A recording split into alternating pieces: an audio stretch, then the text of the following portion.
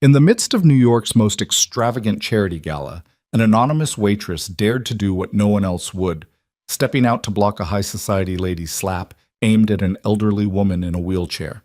That elderly woman was the mother of the city's most feared crime boss. And that moment changed everything. She had nothing to lose, and she was the only one willing to risk everything.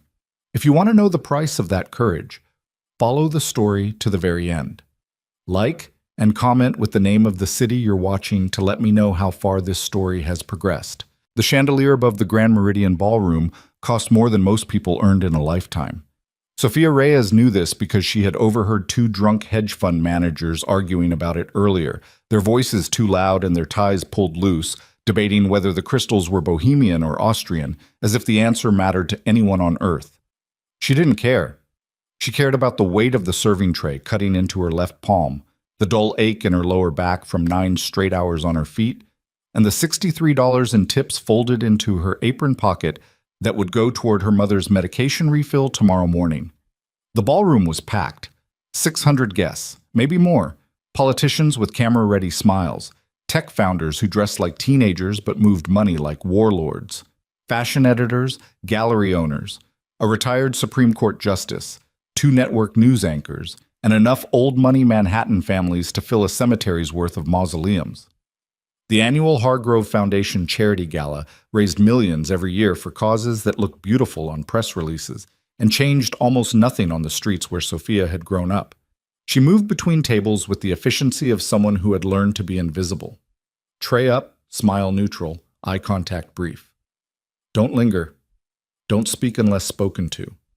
Don't exist louder than the piano music drifting from the corner where a man in a tuxedo played Debussy for people who weren't listening. Her supervisor, a wiry man named Gerald with a permanent scowl and a clipboard he wielded like a weapon, had pulled her aside before the doors opened. Table 14 is a VIP cluster. Valkov family and their people. You keep their glasses full and your mouth shut. Anything goes sideways, you come find me. You don't handle it. You don't react. You smile and you walk away. Understood? Sofia had nodded. She always nodded. Table 14 sat near the east windows overlooking Central Park, positioned with the kind of deliberate geography that announced importance without needing a sign. 8 chairs, only 5 occupied. 2 men in dark suits who never touched their food and never stopped scanning the room. A younger man, mid-30s, sharp jawline, dark hair combed back with a stillness about him that felt more dangerous than any of the loud voices at neighboring tables. Beside him, an older woman in a wheelchair, her silver hair pulled into an elegant braid, her hands folded on a cashmere blanket draped across her lap. The woman's eyes were bright and restless, taking in the room with a hunger that suggested she hadn't been out in a long time. Sofia refilled water glasses. She cleared a bread plate. She noticed the older woman watching the dancers on the floor with something close to grief, and she almost said something, almost asked if she wanted anything, but Gerald's voice echoed in her skull, and she kept moving. It happened at 10 minutes past 9. Sofia was returning from the kitchen with a fresh tray of champagne flutes when the voice cut through the ambient noise like a blade dragged across glass.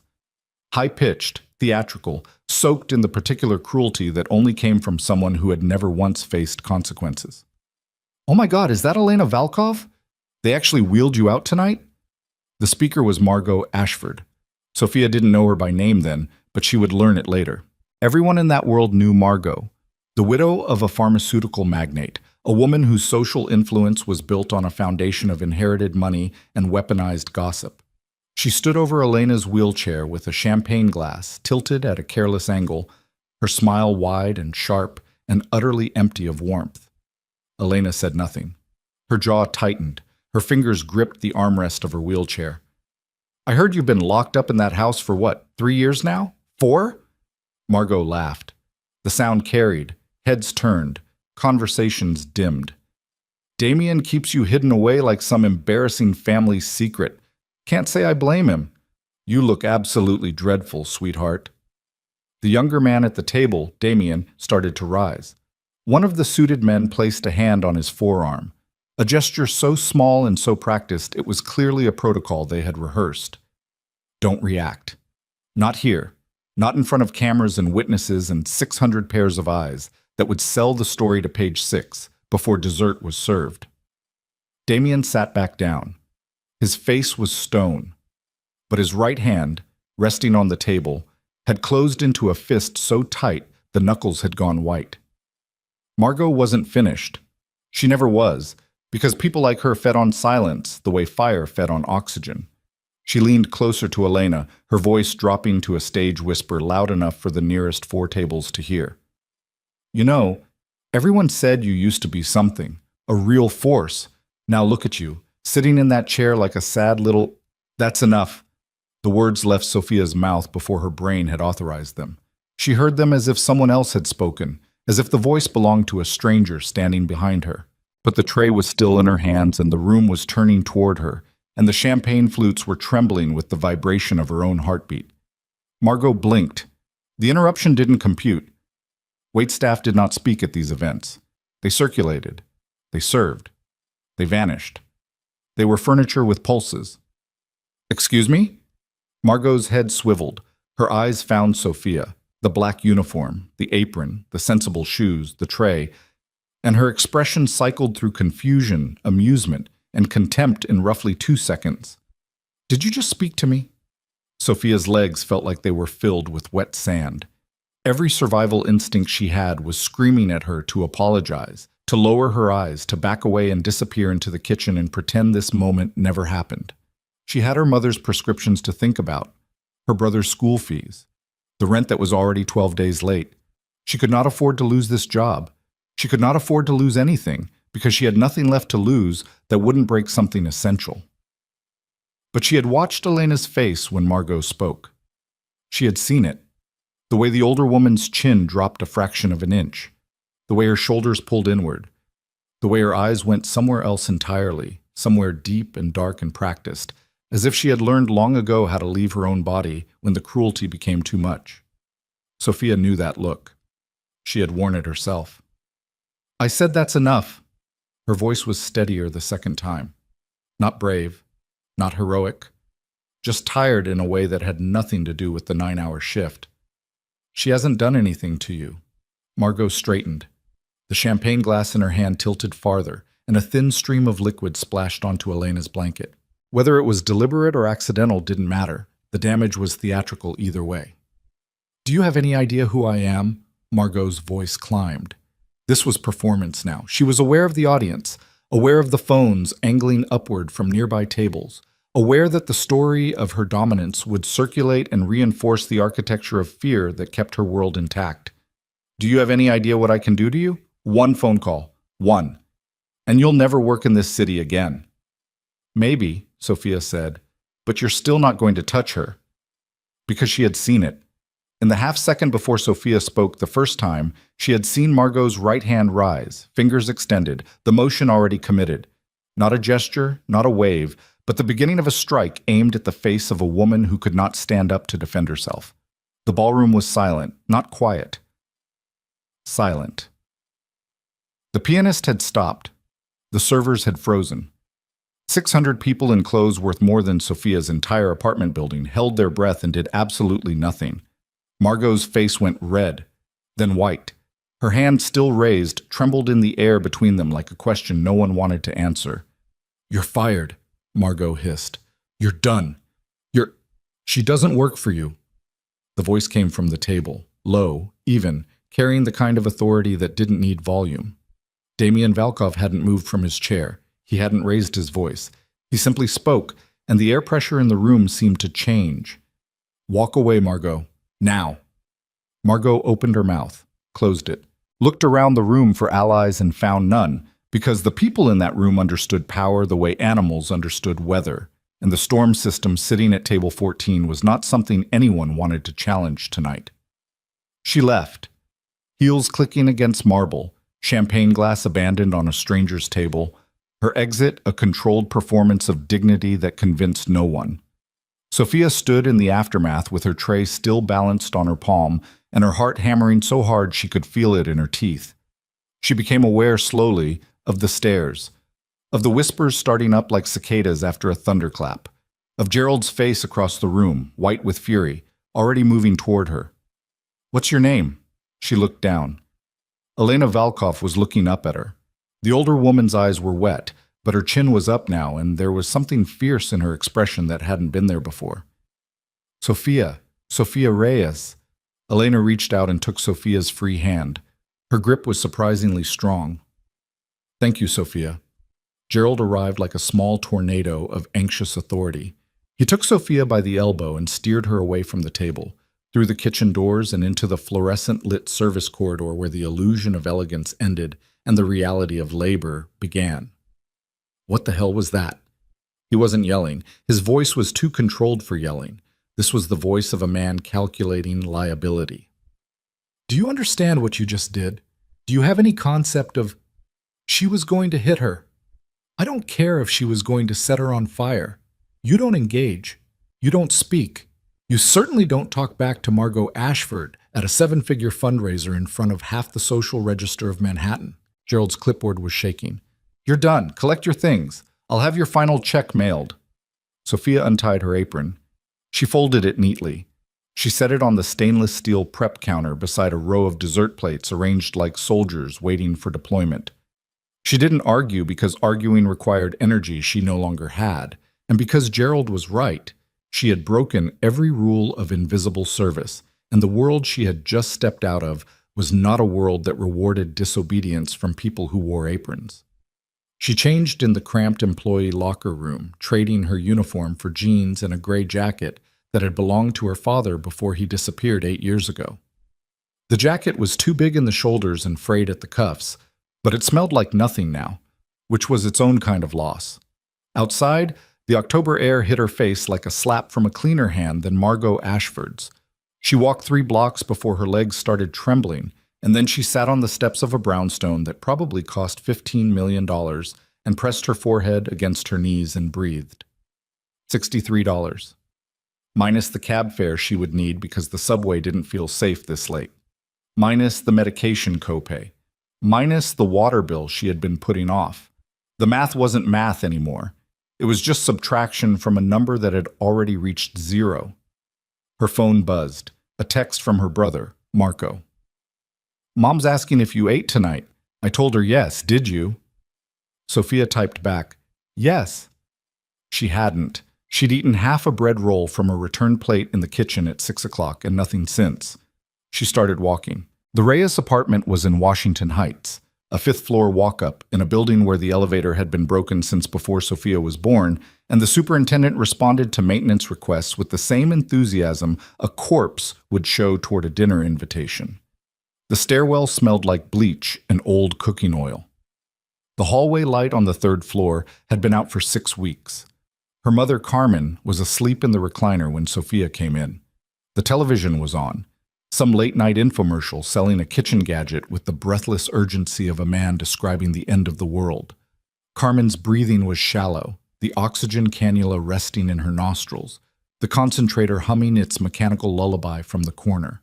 Pulmonary fibrosis. The diagnosis had come 2 years ago, and the disease had moved through Carmen's lungs with the patient cruelty of something that intended to stay. Marco was at the kitchen table, textbooks spread around him like a barricade. 17 years old, junior year, already taking AP classes that Sophia couldn't afford the exam fees for. He looked up when she came in and read her face the way he always did, quickly, accurately, and with the kind of premature emotional intelligence that only developed in children who had been forced to grow up inside a crisis. Bad night? I got fired. Marco's pen stopped moving. He didn't say anything for a moment. Then, the gala thing? Yeah. What happened? Sophia opened the refrigerator. Half a carton of eggs, a container of leftover rice, a bottle of hot sauce. She closed it. A woman was going to hit someone. I stopped her. That's it? That's it. Marco nodded slowly. He understood the economy of their situation too well to waste time on moral outrage. Good and right were luxuries. Rent was a deadline. We'll figure it out, he said, which was what he always said, and which had stopped being reassuring approximately 14 months ago. Sophia checked on her mother, adjusted the blanket, turned off the infomercial, and let the silence settle. She stood in the dark living room with her father's jacket still on and her hands in her pockets. and thought about the look on Elena Valkov's face. Not the gratitude, not the tears. The thing underneath, the shock of being seen, of someone acknowledging that she existed, that her pain was real, that she deserved to be defended simply because she was a person and not a prop in someone else's performance. Sophia had given that to a stranger. She wondered what it would cost her. The answer came 3 days later. She was coming out of a temp agency on Lexington Avenue, the fourth one that week, each offering the same apologetic smile and the same explanation that her termination from the Hargrove event had already made rounds. When she noticed the black sedan parked across the street, it was the kind of car that cost more than her annual income. Tinted windows, engine running. A man in a dark suit stood beside the rear door with his hands clasped in front of him, and he was looking directly at her. Sophia kept walking.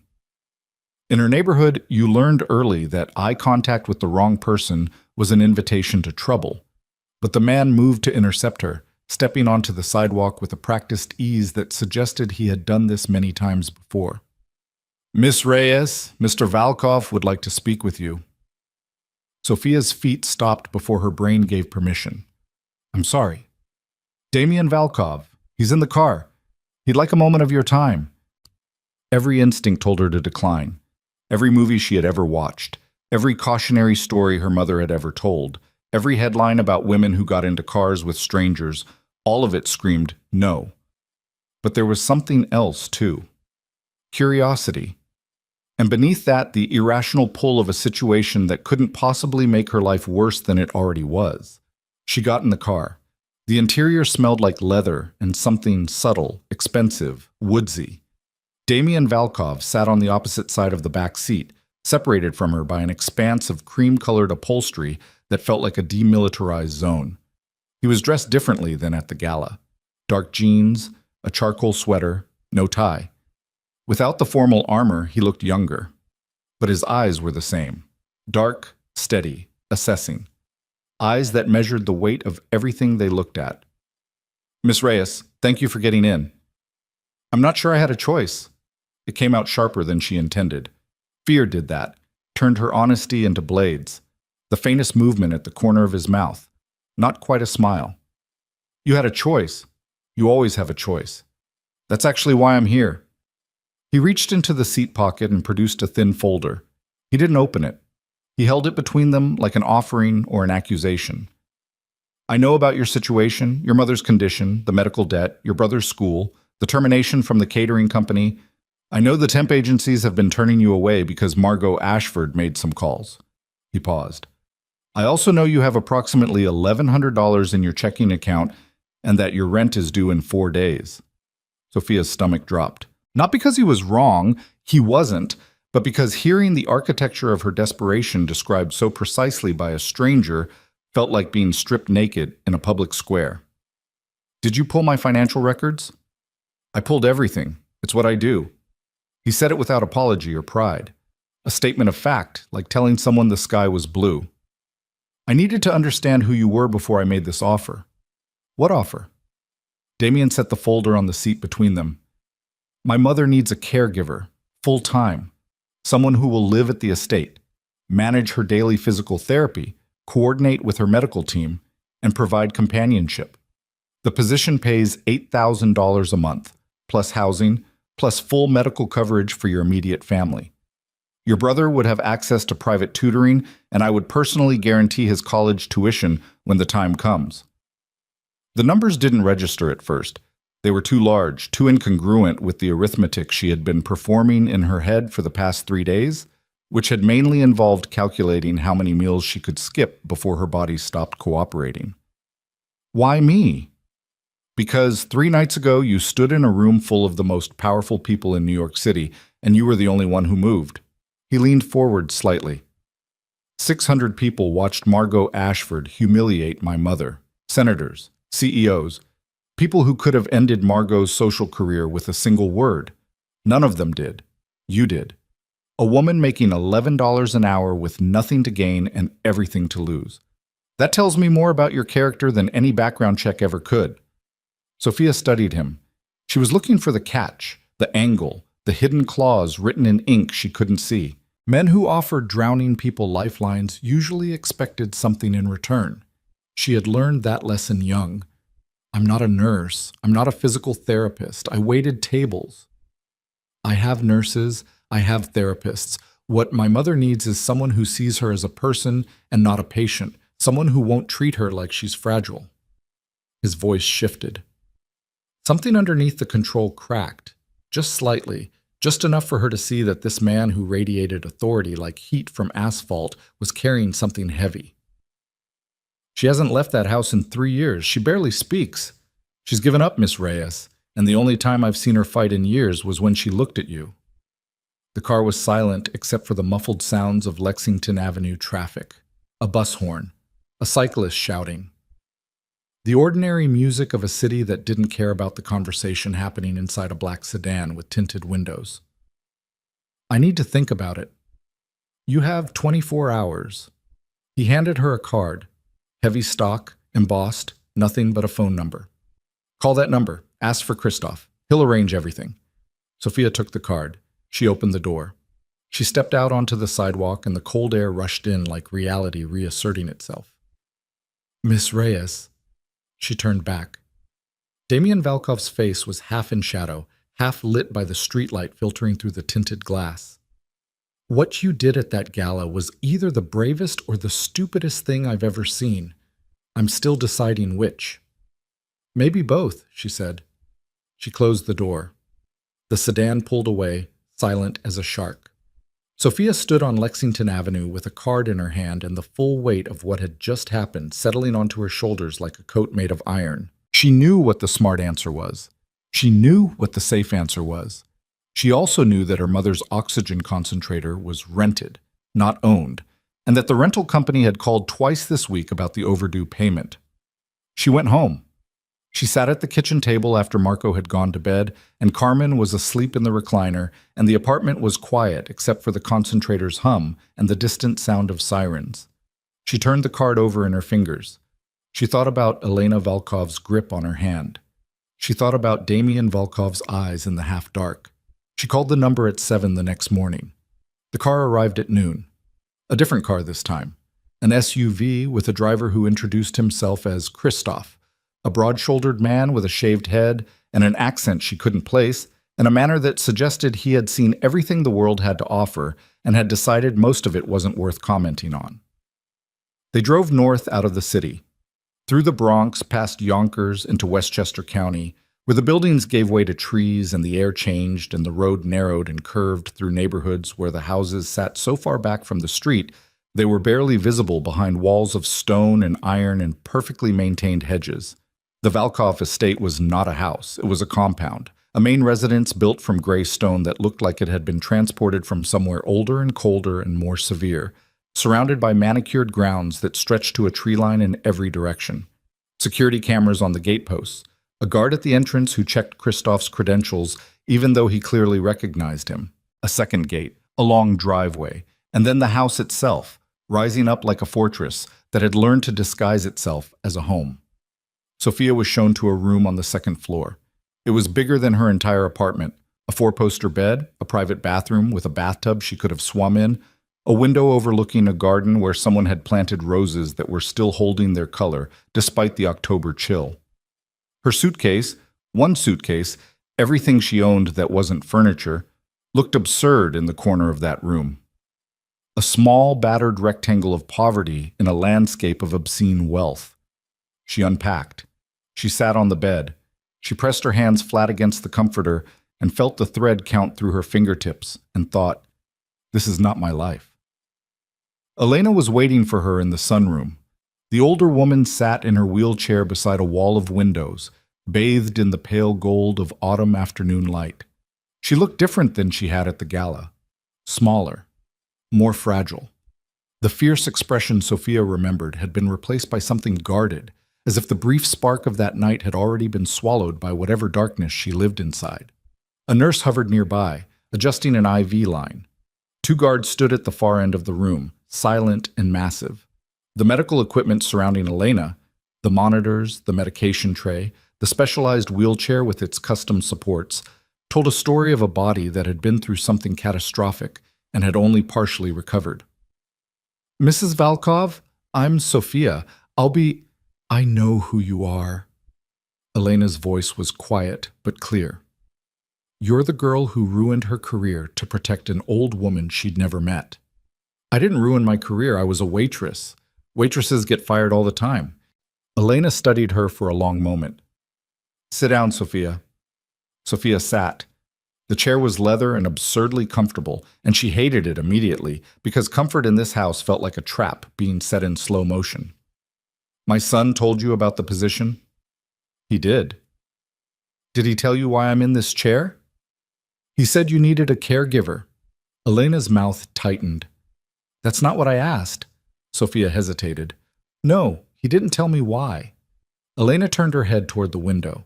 The light caught the lines of her face, the angles of a beauty that time and pain had sharpened rather than erased. Everyone in this house lies to me, Sophia. They lie about my condition. They lie about the danger. They lie about what happened to put me here. They smile and they adjust my pillows, and they tell me everything will be fine. She turned back. If you're going to be here, I need you to understand something. I am not interested in fine. I am interested in the truth. Can you give me that? I don't know enough to lie to you, Mrs. Valkov. Good. That's a start. Elena reached for a glass of water on the side table. Her hand shook. Sophia watched her struggle with it for 3 seconds, then moved to help. Elena's eyes snapped to her. Don't! I can do this. Sophia pulled her hand back. She watched Elena lift the glass, watched the tremor travel from her hand through her wrist to her forearm, watched her bring it to her lips and drink and set it back down with a sound that was too loud in the quiet room. You see, Elena said, that took me 4 months to learn, 4 months to lift a glass of water. My son hired the best therapists in the country, and it took me 4 months. She paused. I used to dance, Sophia. I was a dancer before I was anything else, and now I celebrate lifting a glass. The bitterness in her voice was deep and old and well-earned. Sophia didn't try to soften it. She didn't offer encouragement or optimism or any of the bright, hollow phrases that people threw at suffering like coins into a fountain, hoping to purchase comfort they weren't willing to actually provide. What do you want me to do, Mrs. Valkov? Elena looked at her. Really looked at her. Sophia felt the weight of that gaze, an old woman's assessment, far more penetrating than any background check Damien could have commissioned. Help me remember that I'm alive. The first week was brutal. Elena did not want companionship. She did not want conversation. She did not want the cheerful presence of a stranger disrupting the architecture of isolation she had spent 3 years constructing. She wanted to be left alone in her sunroom with her windows and her silence and her bitterness, and she communicated this through a combination of clipped responses, deliberate rudeness, and an icy withdrawal that would have broken a lesser person. Sophia did not break. She had survived worse. She had sat in hospital waiting rooms while doctors explained her mother's prognosis with the detached sympathy of people who delivered bad news the way postal workers delivered mail. She had held Marco during the nights when he cried about their father's absence and pretended the next morning that nothing had happened. She had stood in line at government offices for hours to argue over benefits and been treated with a bureaucratic contempt that made Margot Ashford's cruelty look amateurish. She could handle a difficult old woman in a wheelchair. She could handle anything. By the 3rd day, she stopped asking Elena what she wanted and started observing. She noticed that Elena's eyes tracked movement constantly. Birds outside the window, staff crossing the grounds, the shadows of tree branches shifting on the floor. A dancer's eyes. Eyes that missed nothing about the physical world even as her body refused to participate in it. On the 4th day, Sophia brought a portable speaker into the sunroom and played music. Not the gentle, therapeutic selections the nurses had tried. Not classical. Not the careful, soothing playlist that treated Elena like a patient to be managed. She played what she herself liked. Motown, Old Soul, Aretha Franklin and Marvin Gaye, and Sam Cooke. Music that had muscle in it. Music that demanded something from the listener. Elena didn't react, didn't acknowledge it, but she didn't tell Sophia to turn it off either. On the 5th day, Sophia caught Elena's fingers moving against the armrest of her wheelchair. Subtle, barely visible, but rhythmic, tapping in time. That night, Sophia sat in her enormous room and cried without understanding exactly why. Exhaustion, maybe, or relief, or the strange, disorienting grief of witnessing someone else's loss while carrying so much of her own. She called Marco before bed. He told her Carmen's breathing had been good today. He told her the new medication delivery had arrived. He told her the landlord had stopped calling about the rent. He didn't say thank you because they had passed the point where gratitude was necessary between them. They were survivors, and survivors didn't thank each other for holding the line. They just held it. The second week, Sophia pushed. She started bringing Elena outside. Not far, just to the garden, to the stone path that wound between the rose beds. Elena resisted. The wheelchair felt like a prison she was being paraded through, and every guard they passed, every camera that tracked their movement, was a reminder that this beautiful compound was also a cage. But the air was different outside. The light was different.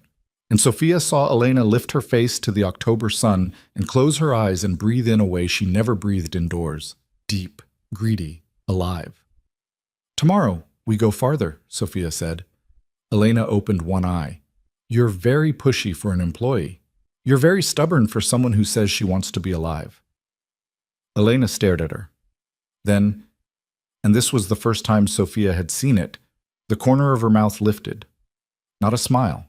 Not yet, but the ghost of one.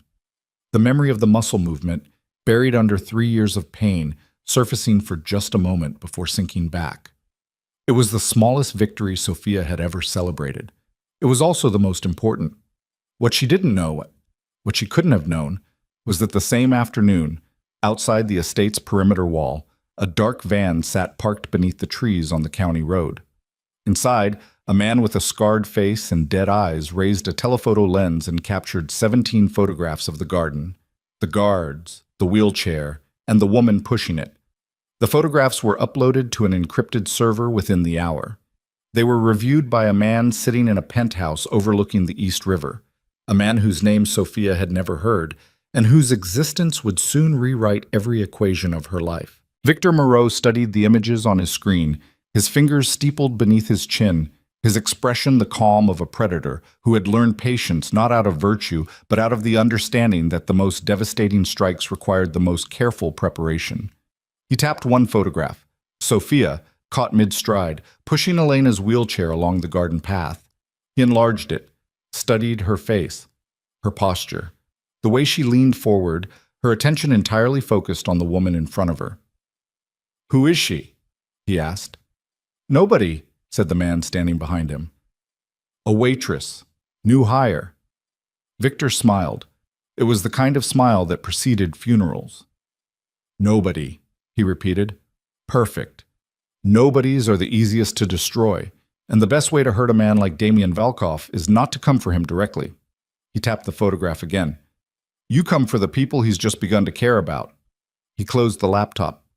In the garden, Sophia pushed Elena's wheelchair toward the rose beds and talked about the weather and didn't know that the world had just shifted beneath her feet, silently, irrevocably, like a fault line preparing to rupture. And 200 miles away, in a basement apartment in Washington Heights, Marco Reyes walked home from school, earbuds in, backpack slung over one shoulder, unaware that a man in a gray coat had been following him for 3 blocks, matching his pace exactly, watching, waiting, and memorizing every detail of his route. Marco Reyes didn't notice the man in the gray coat until the second day. The first day, he had been too absorbed in the argument looping through his earbuds, a podcast debate about whether a certain economic theory had caused more damage than the crisis it was supposed to prevent, to notice anything as mundane as a stranger keeping pace on the opposite sidewalk. He was 17. He was tired. He had spent the previous evening managing his mother's medication schedule alone for the first time since Sophia had moved to the estate, and somewhere between crushing Carmen's pills into her evening applesauce and writing a lab report due the next morning, he had crossed the boundary from tired into a specific kind of exhaustion that lived in the back of the skull and pressed outward. The second day, he noticed. Gray coat, middle distance, always slightly behind. The face was ordinary in a way that felt deliberate. The kind of face assembled to be forgotten. When Marco stopped at the bodega on 181st for a bottle of water, The man stopped outside a dry cleaner 2 doors down and looked at his phone. When Marco started walking again, the man started walking again. Marco bought the water. He paid. He walked out. He turned not left toward home, but right toward the park, a direction that served no practical purpose and would add 8 minutes to his commute. The man in the gray coat turned right. Marco walked for half a block, then stopped and turned around directly. The man had already adjusted, was already looking at something across the street, already performing the elaborate pantomime of being somewhere else. Marco was 17, not stupid. He pulled out his phone and called Sophia. She answered on the second ring. He could hear wind, outdoor air, the distant sound of another voice. "Someone's following me," he said. No preamble. Sophia had taught him that when something was wrong, you said what was wrong. Cushioning it didn't change it. The wind noise stopped. She had moved somewhere and closed. "Where are you?" "Just past the park entrance on 181st. Gray coat, medium height. He's been on me since I left school." "Don't run. Don't confront him. Go to the bodega, stay inside, buy something, and text me every 2 minutes until I call you back." She hung up before he could answer. He went back to the bodega. He bought a granola bar he didn't want. He stood near the window and watched the gray coat maintain his distance on the opposite sidewalk, not moving closer, not retreating, holding the line with the patience of someone operating on a very specific set of instructions. 7 minutes later, a black SUV pulled up to the bodega. Not the same car that had brought Sophia to the estate, but the same category, the same tinted authority, the same air of institutional muscle. The door opened and Christoph got out. He walked to Marco with the unhurried efficiency of a man who had handled situations like this before and had never once needed to hurry. "Your sister sent me. Come on." Marco looked at the gray coat across the street. "What about him?" "He's being dealt with." Marco didn't ask what that meant. He got in the car. Sophia was waiting in the main sitting room of the estate when they arrived, standing rather than sitting, her arms crossed, and her jaw set in the expression Marco had catalogued as her crisis face, controlled on the surface, burning underneath. She held him for 3 seconds exactly, which was how Sophia hugged.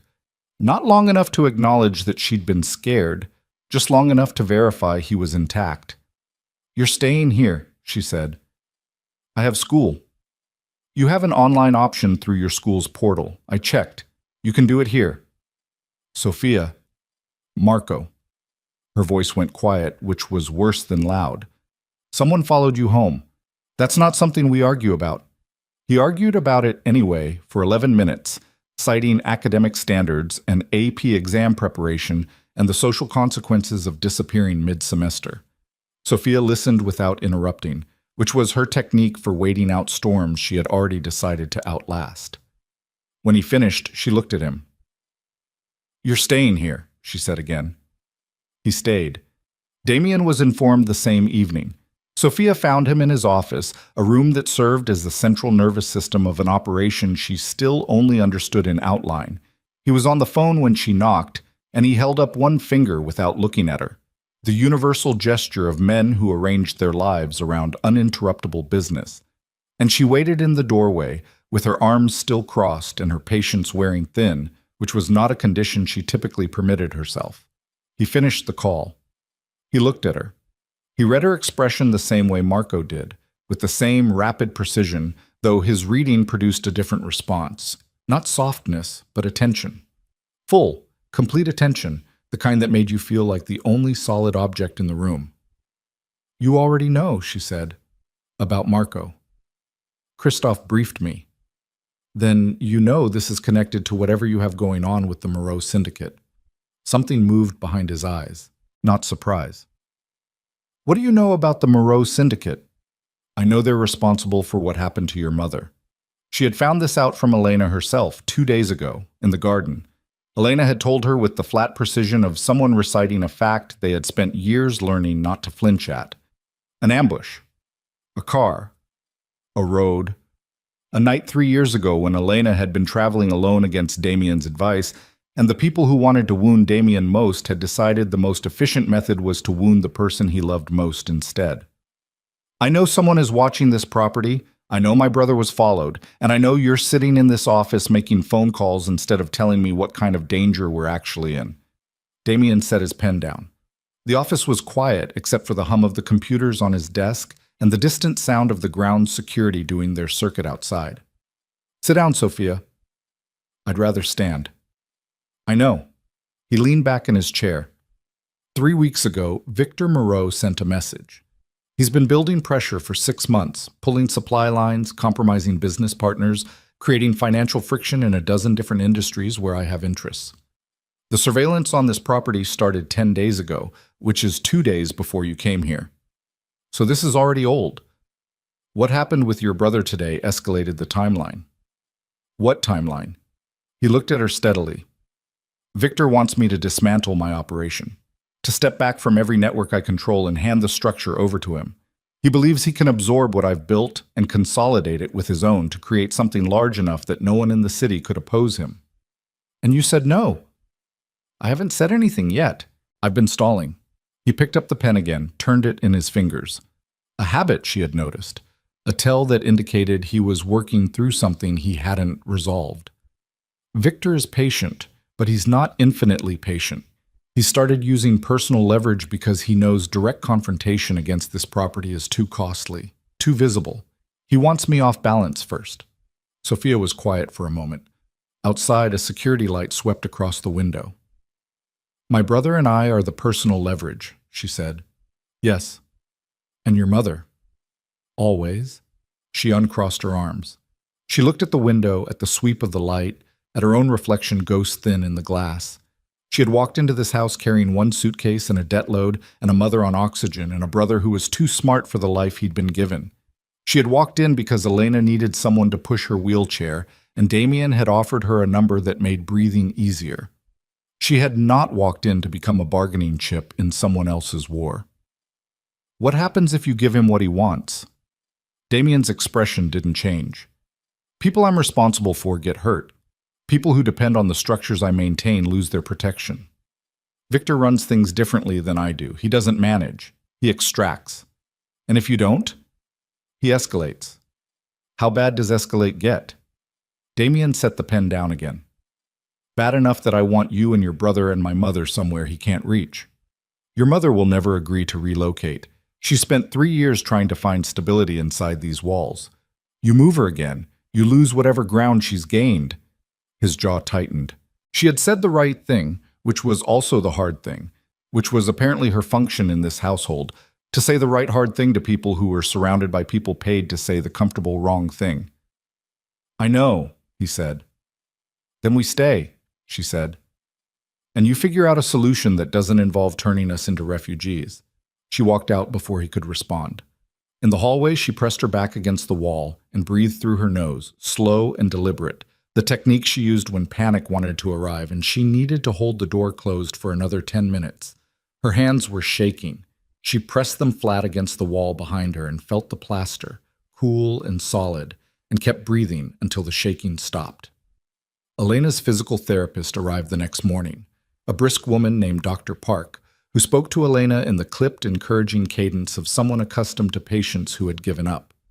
Sophia had been present for these sessions for 2 weeks now, had watched the exercises, had learned the language of the recovery, which muscles were responding, which joints needed heat before movement, which sequences triggered pain versus productive resistance.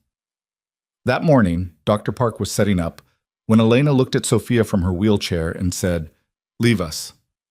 Dr. Park's hand stilled on her equipment. Sophia looked at Elena. Elena looked back. There was something different in her face today, a tension that hadn't been there yesterday, something coiled and awake. "I can stay and observe," Sophia said. "I said leave." Sophia left. She stood in the hallway outside the therapy room with her arms crossed and her ear unofficially close to the door and heard nothing useful for 20 minutes. Only the sounds of physical effort and Dr. Park's instruction and Elena's breathing, which had become a sound Sophia could interpret the way other people read weather. The quality of it telling her things about Elena's interior state that no medical chart could capture. At the end of the session, when Dr. Park emerged with her equipment bag and her professionally neutral expression, she paused beside Sophia. "She's been pushing harder this week," she said quietly, More than I've prescribed. The muscle fatigue is significant. If she continues at this rate, she risks setback. She knows that? Dr. Park looked at her. Mrs. Valkov knows everything. That's never been her problem. Sophia went back in. Elena was still in her wheelchair, her hands in her lap, her face damp with exertion. She looked exhausted in a way that wasn't physical. She looked like someone who had made a decision. What are you doing? Sophia asked. Exercising. Dr. Park says you're pushing too hard. Dr. Park is paid to be cautious. I'm not interested in caution. Sophia pulled a chair close and sat, close enough that Elena would have to make an effort to avoid looking at her.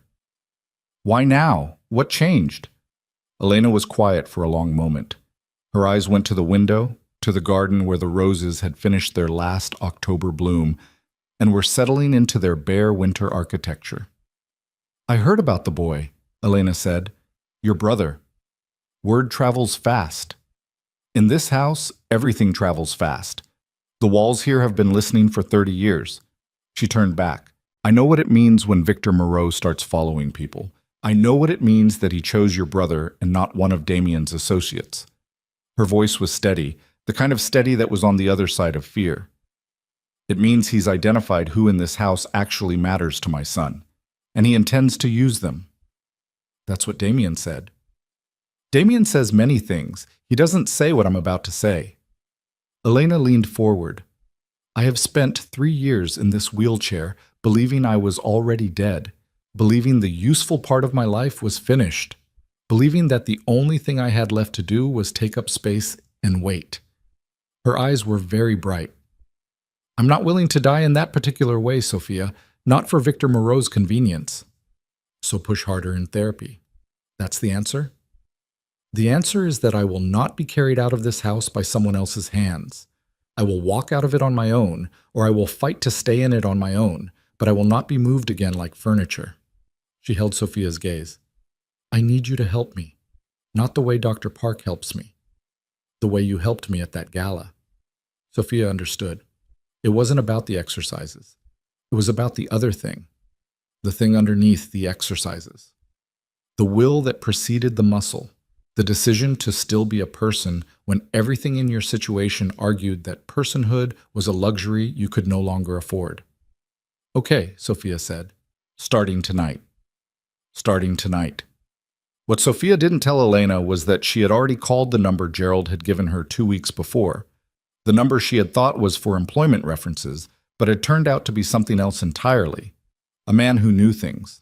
A man who had reached out to her after the gala story made its small, quiet rounds, who had left a voicemail saying only that he had information about Damien Valkov that she might find useful, and that she should call if she ever wanted to understand what she had actually walked into. She had called him from the bathroom of her room at 11 o'clock the previous night. His name was Callahan. He said he was a federal investigator.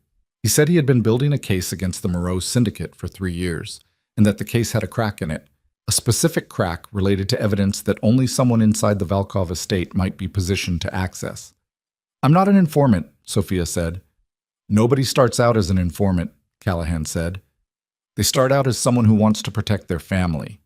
She had hung up. She had sat on the bathroom tile for a while, back against the tub, staring at the ceiling.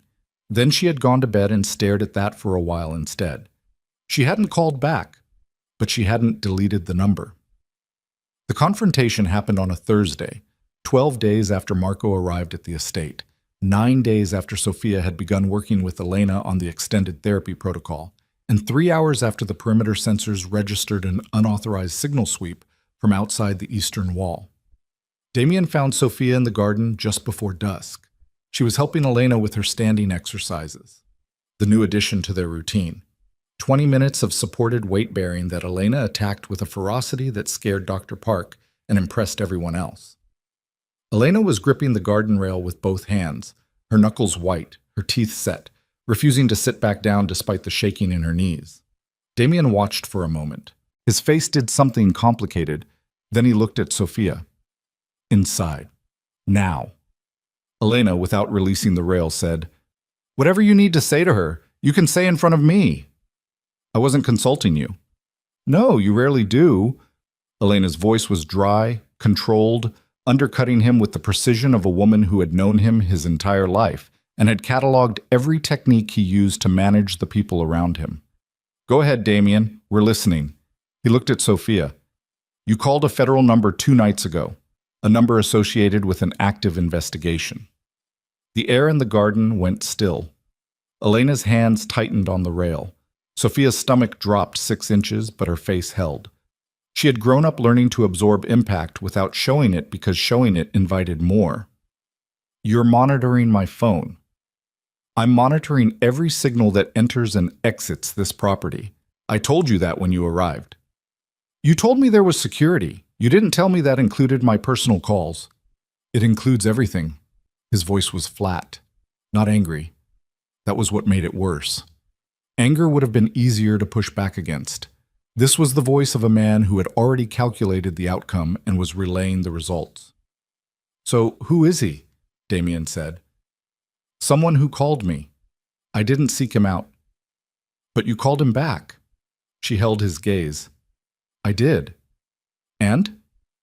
"And I hung up without agreeing to anything." The garden was very quiet. Elena had stopped her exercises. She was standing against the rail, still gripping it, watching her son and this woman stand 6 feet apart in the fading October light and say things out loud that had been building for weeks. "I need to know if you're going to be a problem," Damien said. "I'm not a problem.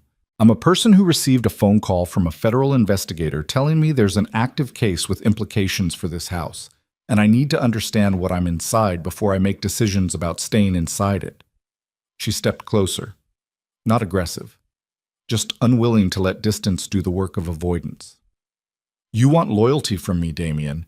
You want me here because you believe I'm someone who moves when it matters. But loyalty doesn't run on blind faith. It runs on truth. You told me about Victor Moreau because I pushed. You told me about the surveillance because I already knew. What else are you not telling me?" The muscle in his jaw moved. "This isn't the place. This is exactly the place. Because in 5 minutes your mother is going to be exhausted and cold, and I'm going to help her inside, and tomorrow morning I'm going to start this again. And I am not doing any of that without knowing what I'm actually protecting her from." Elena spoke from the rail, quietly, without drama. "Tell her, Damien." He looked at his mother. Something passed between them. Decades of unspoken negotiation, the specific gravity of a parent and child who had survived terrible things and were still, somehow, finding their way toward each other. He looked back at Sophia. "Inside. 10 minutes. After my mother is settled." Elena let Sophia help her back into the wheelchair without resistance, which itself was a statement. As Sophia pushed her toward the doors, Elena reached back and briefly covered Sophia's hand with her own. The 10 minutes became 25. Sophia helped Elena through her evening routine.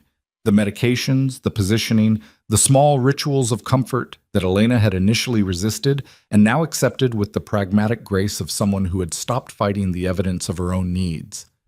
When she finally made it to Damien's office, he was standing at the window rather than sitting, which she had learned meant he was still deciding something. He told her.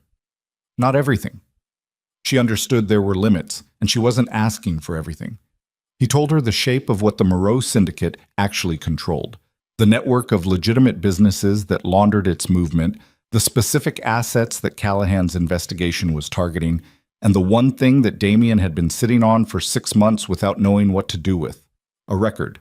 A ledger, digital, encrypted, sitting inside a server that Damien had seized from a Moreau operation 18 months ago. Evidence that could collapse Victor's legitimate cover completely and hand Callahan's investigation its ending. Then give it to them, Sophia said. It's not that simple. Why? Because handing that ledger to a federal investigation creates a chain of exposure that doesn't stop at Victor. It goes through networks that are intertwined with my operations. People who aren't Victor who would face consequences. People I have obligations to. So you're protecting criminals to protect criminals. His face tightened. I'm managing consequences. That's the same sentence.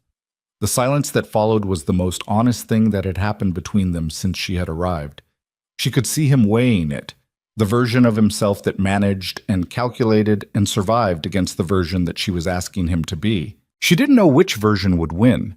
She wasn't sure she should have a preference. given that her continued safety depended on his capacity to manage exactly the kind of situation that managing was destroying. Her phone buzzed. She looked at it. Marco. She opened the text. 3 words. There's someone outside. And then a photograph. Taken through the window of his room, slightly blurred, the flash catching the edge of a face below in the dark courtyard. A man, standing still, looking up. Not a Valkov security guard. The uniforms didn't match. The posture didn't match. Sophia showed the phone to Damien. He looked at the photograph for 2 seconds, then picked up his own phone and was already talking before she could say anything, his voice sharp and very quiet. And in the hallway outside the office, she could hear the sudden movement of men changing their positions, the estate's security apparatus shifting from maintenance mode to something else entirely. She stood in the middle of the office with Marco's photograph on her phone screen and her heart doing something irregular in her chest and the full weight of what she had walked into finally, completely, settling through her in a way she could no longer rationalize away. She had accepted a job. She had packed a suitcase. She had pushed a wheelchair through a garden and played Aretha Franklin and watched an old woman remember what it felt like to be alive. And somewhere in the process, she had crossed a line she hadn't seen coming, past the point where leaving was still a simple decision, past the point where she could pack the suitcase back up and return to Washington Heights, and pretend the last 3 weeks had been a detour rather than a... The man in the courtyard was gone by the time Damien's security reached the ground floor. Not fled. Gone. The distinction mattered. Fleeing left traces, disturbed gravel, a direction, a heat signature on the thermal monitors. This left nothing. The courtyard cameras showed the man standing exactly where Marco's photograph had captured him, looking up at the window, and then, between one frame and the next, in the single second the rotating camera spent pointing elsewhere, he simply ceased to be there. No movement blur. No exit vector. Just presence. Then absence. As clean as a word being erased. Damien stood in the security room watching the footage loop for the 3rd time. Sophia stood behind him. Neither of them spoke while the footage played, and then played again, and then a 3rd time, because repetition was what the brain did when it refused to accept what the eyes were delivering. He knew the camera rotation, Damien said. The head of security, a man named Brower, with a gray crew cut and 20 years of Eastern European military experience compressed into his posture, nodded once. Timed it to the second. Whoever placed him knew our schedule. How long has that rotation been active? 6 weeks. Who has access to the security schedule? Brower's pause was exactly 1 second too long. Damien turned from the screen. He looked at Brower the way a man looked at a door he had trusted for years and had just noticed the lock was wrong. Brower. The schedule is distributed to all senior security staff. 12 people. Names. Now. All 12. Sophia stepped back from the doorway. She stepped back not because she was afraid, but because she understood that what was about to happen in that room required a specific kind of space, and she was not part of the architecture of it. She went to Marco's room. She knocked once and opened the door without waiting. Marco was sitting on the bed with his back against the headboard and his knees pulled up, his phone in both hands, his face doing the thing it did when he was performing calm over fear, the jaw slightly too set, the eyes slightly too still. "He's gone," Sophia said. "I know. I heard people moving outside." He looked at her. "Who was he?" "We don't know yet." "Is this going to keep happening?" She sat on the edge of the bed. The room was large and well-appointed and utterly wrong for Marco, who had grown up in a space so small that the boundary between bedroom and living room had been a bookshelf they'd found on the sidewalk. He looked reduced by the scale of it, a kid-sized thing in an adult-sized world. "I don't know," she said. She had stopped lying to him about uncertainty approximately 4 years ago, when she had realized that her attempts to cushion truth were teaching him that reality required softening, which was a lesson she couldn't afford him to learn. Should we leave? She had been asking herself this since the moment Damien's phone had gone to his ear. The argument for leaving was clean. Take Marco, call Carmen's home nurse, find somewhere Victor Moreau had no reason to look. The argument against it was what stopped her. Elena, alone in her room at the end of this hallway, 3 years of isolation and damage behind her, and exactly enough emerging will to be dangerous to herself if it was suddenly unsupported. Not yet, she said. Marco looked at her for a long moment. You actually care about her, the old woman. Don't call her that. You know what I mean. Yes, Sophia said. I actually care about her. He nodded. He didn't push it further. He was 17, and he understood that his sister's decisions about what to care about were not always navigable from the outside. She left him with the door unlocked and went back into the hallway and nearly walked into Damien, who was moving in the opposite direction with Brower 2 steps behind him, and an expression that had moved past controlled into something harder and colder underneath. One of the 12, she said. Not a question. We're working through it. How? The way these things get worked through. He met her eyes briefly. The meaning was not ambiguous. She let it go. There were parts of this world she was going to have to accept without examining, because examining them would require her to make a decision she wasn't ready to make. Is Elena secure? 2 guards on her door. She knows something's happened. She's contained. She's not a situation to be contained. I'll go to her. She went. Elena was awake, sitting up in bed with the lamp on, her silver braid over one shoulder and her hands folded in her lap, and her expression the expression of a woman who had received bad news so many times that her face had developed a specific configuration for it. Not surprised, not panicked, just present in a way that was also bracing. Tell me, Elena said. Sophia told her. Not everything, but the relevant shape. A man in the courtyard, gone before security arrived. Someone inside who had provided access. Elena listened without interrupting. When Sophia finished, Elena was quiet for a moment, looking at the lamp, at the yellow circle it made on the ceiling. Victor is introducing himself, she said. That's what it felt like. He did this before. 3 years ago. Before the night on the road. Her voice was flat, factual, the tone of someone reading from a document they had memorized. He sends a signal.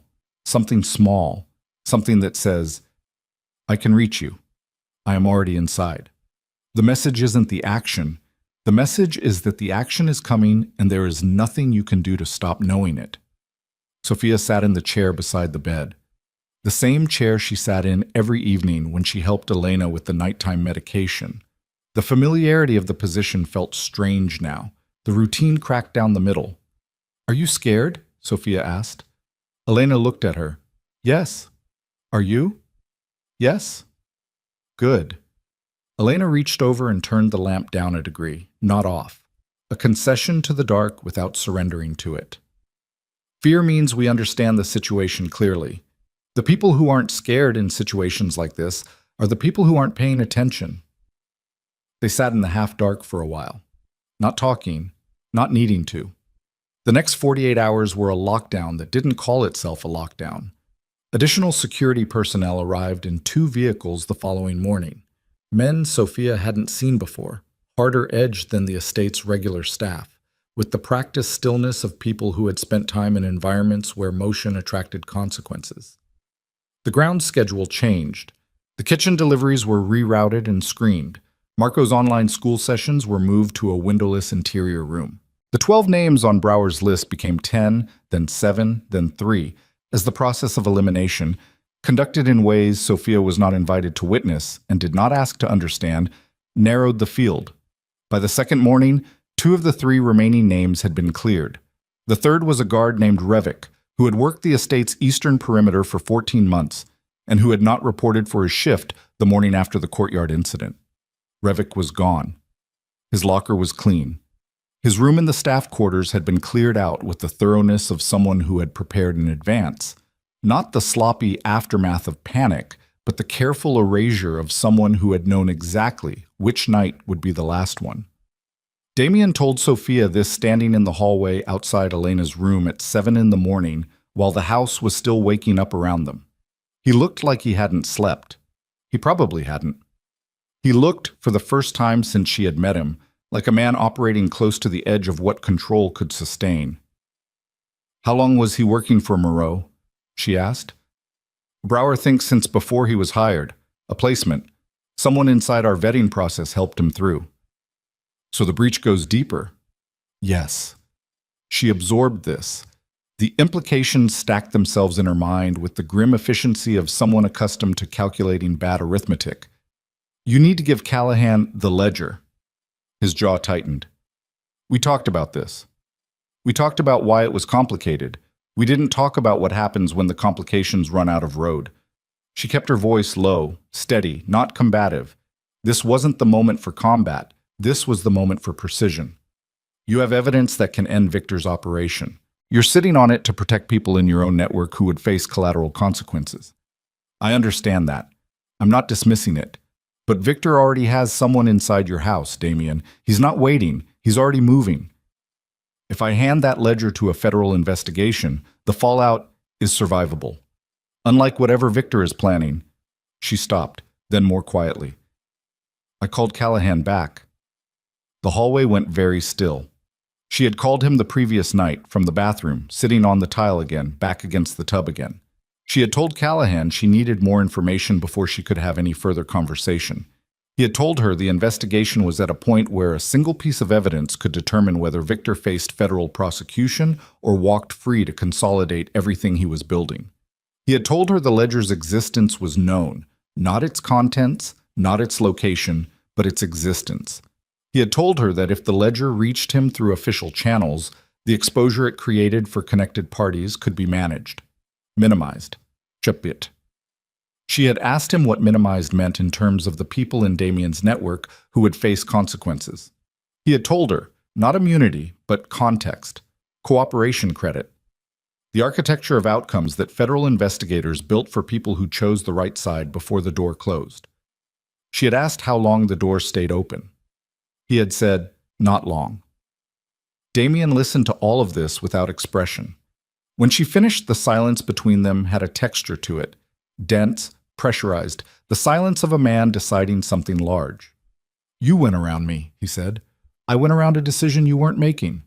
This is my operation, my family, my... She's not just your mother. Sophia's voice stayed level. She is a person who was put in a wheelchair because Victor Moreau wanted to hurt you, and she has spent 3 years paying the price of your war, and she is just now, finding her way back to something. Do not let him take that from her a second time, because you couldn't let go of something you're protecting out of obligation to people who are not in this house. The words landed. She watched them land. She watched Damien absorb them the way a man absorbed a punch he'd seen coming and had decided not to avoid. He didn't answer. He turned and walked toward his office. She watched him go and thought, I don't know if that was right.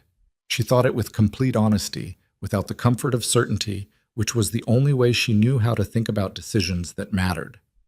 It was Elena who found her 2 hours later in the garden, standing at the rose beds in her jacket, with her hands in her pockets and her breath making small clouds in the cold morning air. Elena had asked one of the guards to bring her wheelchair outside, which she had not done without Sophia's assistance before. She had managed the threshold and the path herself. With 2 guards hovering at a distance, she was clearly tolerating rather than welcoming. You look like someone doing arithmetic that keeps coming out wrong, Elena said. Something like that. Come here. Elena gestured to the stone bench beside the path. Sophia sat. Elena maneuvered her wheelchair alongside it, close enough that their proximity felt deliberate.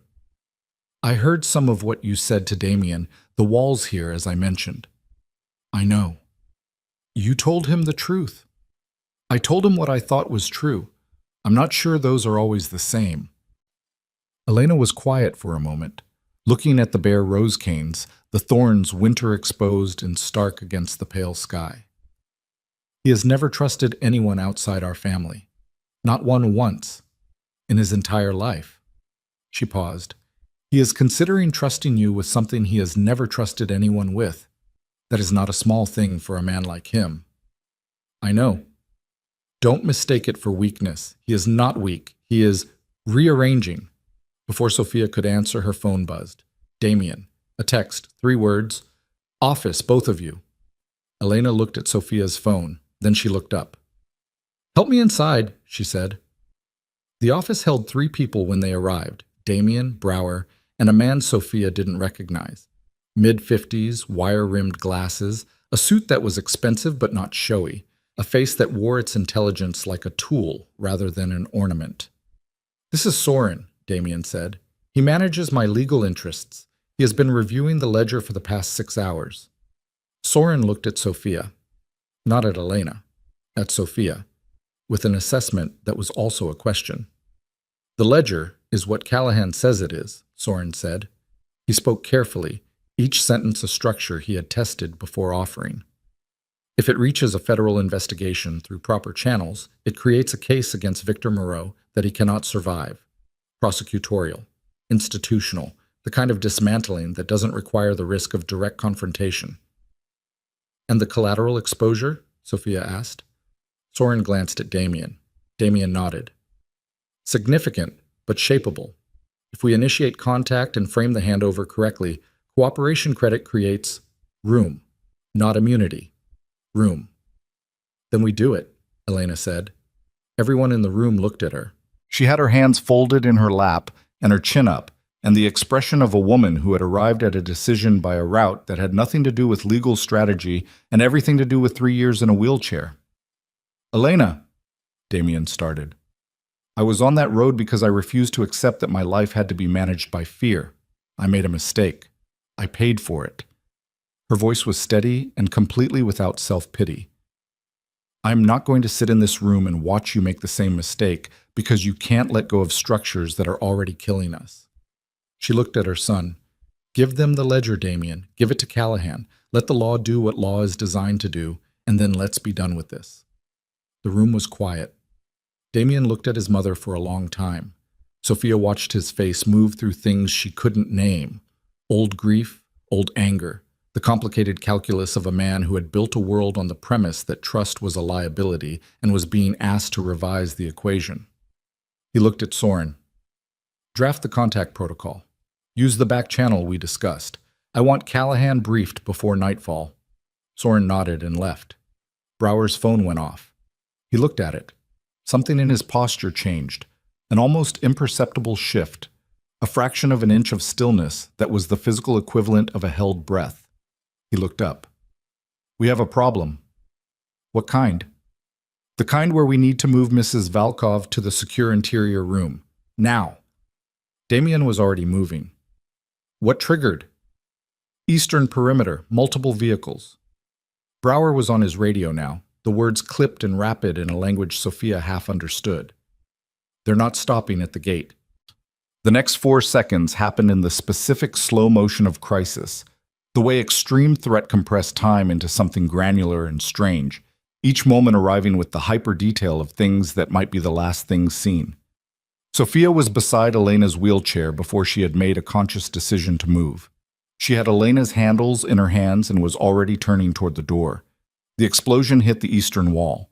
Not close enough to break windows, close enough to feel through the floor. A concussive pressure that traveled through the building's bones and arrived in Sophia's feet and moved up through her knees and her spine and stopped somewhere behind her sternum as a vibration that had no sound left by the time it got there. The lights went out. The emergency lighting came on, red-tinged, casting the office in a color that made everyone look like they were already inside something that had gone badly wrong. "Move," Damien said. They moved. The service corridor was a route Sophia knew because she had walked it every day, learning the architecture of the house the way she had learned everything she had ever needed to learn, by paying attention while other people assumed she wasn't. Elena's wheelchair moved faster than it had any right to on the narrow corridor floor, Sophia's hands on the handles, her feet certain, her breathing controlled because panic was a luxury that had a body count. Behind them, the sound of the estate's security system engaging. Alarms, heavy door locks, the mechanical clangor of protocols activating in sequence. Ahead, the sound of men running, the estate's defenders repositioning toward a threat that was coming from the direction they had least expected. Damien was on his phone. His voice was a rapid, low-pitched series of commands. Brower was 10 steps ahead, his weapon drawn, clearing the corridor in the method of someone who had done this in an environment significantly more dangerous than a Westchester estate. The safe room was at the end of the north corridor, behind a door that looked like a supply closet and required a 6-digit code and Damien's thumbprint. He got them there in 4 minutes. He opened the door. "Inside," he said. Elena went in. Marco, who had been retrieved from his room by one of the guards 2 minutes earlier and had arrived at the safe room 30 seconds ahead of them, was already inside, sitting on a bench against the wall with his hands on his knees and his face performing calm over something that was not calm. Sophia started to follow Elena through the door. "Sophia." Damien's hand on her arm. Brief, firm, then released. "I'm going to end this tonight. Whatever happens, I need you to know that what you said this morning was—" He stopped. He was not a man who finished sentences like that one. He had not built the architecture for it. "Stay with her." "I know," she said. He turned and went back down the corridor. The heavy door of the safe room closed behind her with a sound like a vault ceiling. The safe room was 12 feet by 15, ventilated, stocked, lit by a steady white light that had none of the red emergency tinge of the corridor. There was water, medical supplies, communications equipment, a monitor showing 4 security camera feeds from outside. Sophia looked at the feeds. On the eastern camera, 2 vehicles had breached the outer wall. The grounds were full of movement. Damien's security team, engaging, holding the perimeter. On the northern camera, nothing. On the western, nothing. On the southern, she leaned closer. On the southern feed, there was a figure she recognized. Not from the courtyard. From the gala, 3 weeks ago. A face at the edge of her memory, a man who had been part of the catering staff, standing near the kitchen entrance, watching table 14 with an attention that had registered and then been filed and forgotten. Not catering staff. He had never been catering staff. He was inside the house. And he was walking with the specific confidence of someone who knew exactly where he was going, not toward the sound of the breach on the eastern perimeter, but away from it, toward the north corridor, toward the supply closet that looked like a supply closet and was not. Sophia looked at the communications panel on the wall. She found the channel for Damien's security team. She opened it. Nothing. Dead. The signal sweep from outside had taken the interior communications offline. She looked at Marco. He had seen the feed. His face had gone completely still in the way it went still when he was processing something that had no good interpretation. She looked at Elena, who was watching the southern camera feed with the eyes of a woman who had learned, 3 years ago and at catastrophic cost, exactly what it meant when someone moved through a familiar environment like they had memorized its blueprint. "He's been here before," Elena said. Her voice was very quiet. "That man. He knows this house." Sophia looked at the door, at the 6-digit code panel, at the thumbprint reader. The thumbprint reader required Damien's thumb, or the thumb of anyone who had been enrolled in the system during the security setup. Enrolled, for example, by a head of security who had been managing the estate for 6 years and whose access protocols covered the entire property, and who had been in this room 14 months ago when a guard named Revik was hired, and whose name had been on a list of 12, and who had stood in Damien's office 3 hours ago and received news about Revik's disappearance with a 1-second pause that Sophia had noticed and not yet understood. Brower. The pause hadn't been because he was processing the news. It had been because he already knew. The panel beside the door made a sound, a low electronic tone, the kind a system made when it was reading a credential it recognized. Sophia grabbed Elena's wheelchair and put it behind her, between the door and the back wall, and put herself between the chair and the door, and felt Marco move up beside her without being asked, the two of them shoulder to shoulder in front of Elena the way they had stood in front of their mother's bed the night a man had come to the Washington Heights apartment demanding money their father had owed, and which they had not had 12 years ago, 2 children in a dark hallway choosing to stand in. The door opened inward.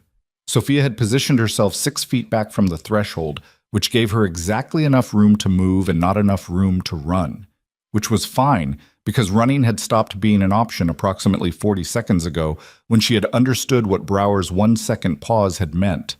The man who came through the door first was not Brower. He was the man from the southern camera feed, medium height, dark jacket, moving with the specific economy of someone trained to enter rooms that contained people who didn't want to be found. He had something in his right hand that Sophia registered peripherally and refused to look at directly because looking at it would subdivide her attention, and her attention needed to stay whole. Marco moved left. She moved right. It was not a plan. They had not had time for a plan. It was the instinct of two people who had grown up in the same small spaces and had learned, without ever discussing it, how to split a room. The man hesitated. He had expected the wheelchair, the old woman, possibly a caregiver. He had not expected the caregiver to be standing 4 feet off his entry line with her weight forward and her hands loose at her sides, and her eyes on his center mass rather than his face. That half-second of hesitation was the only thing Sophia had.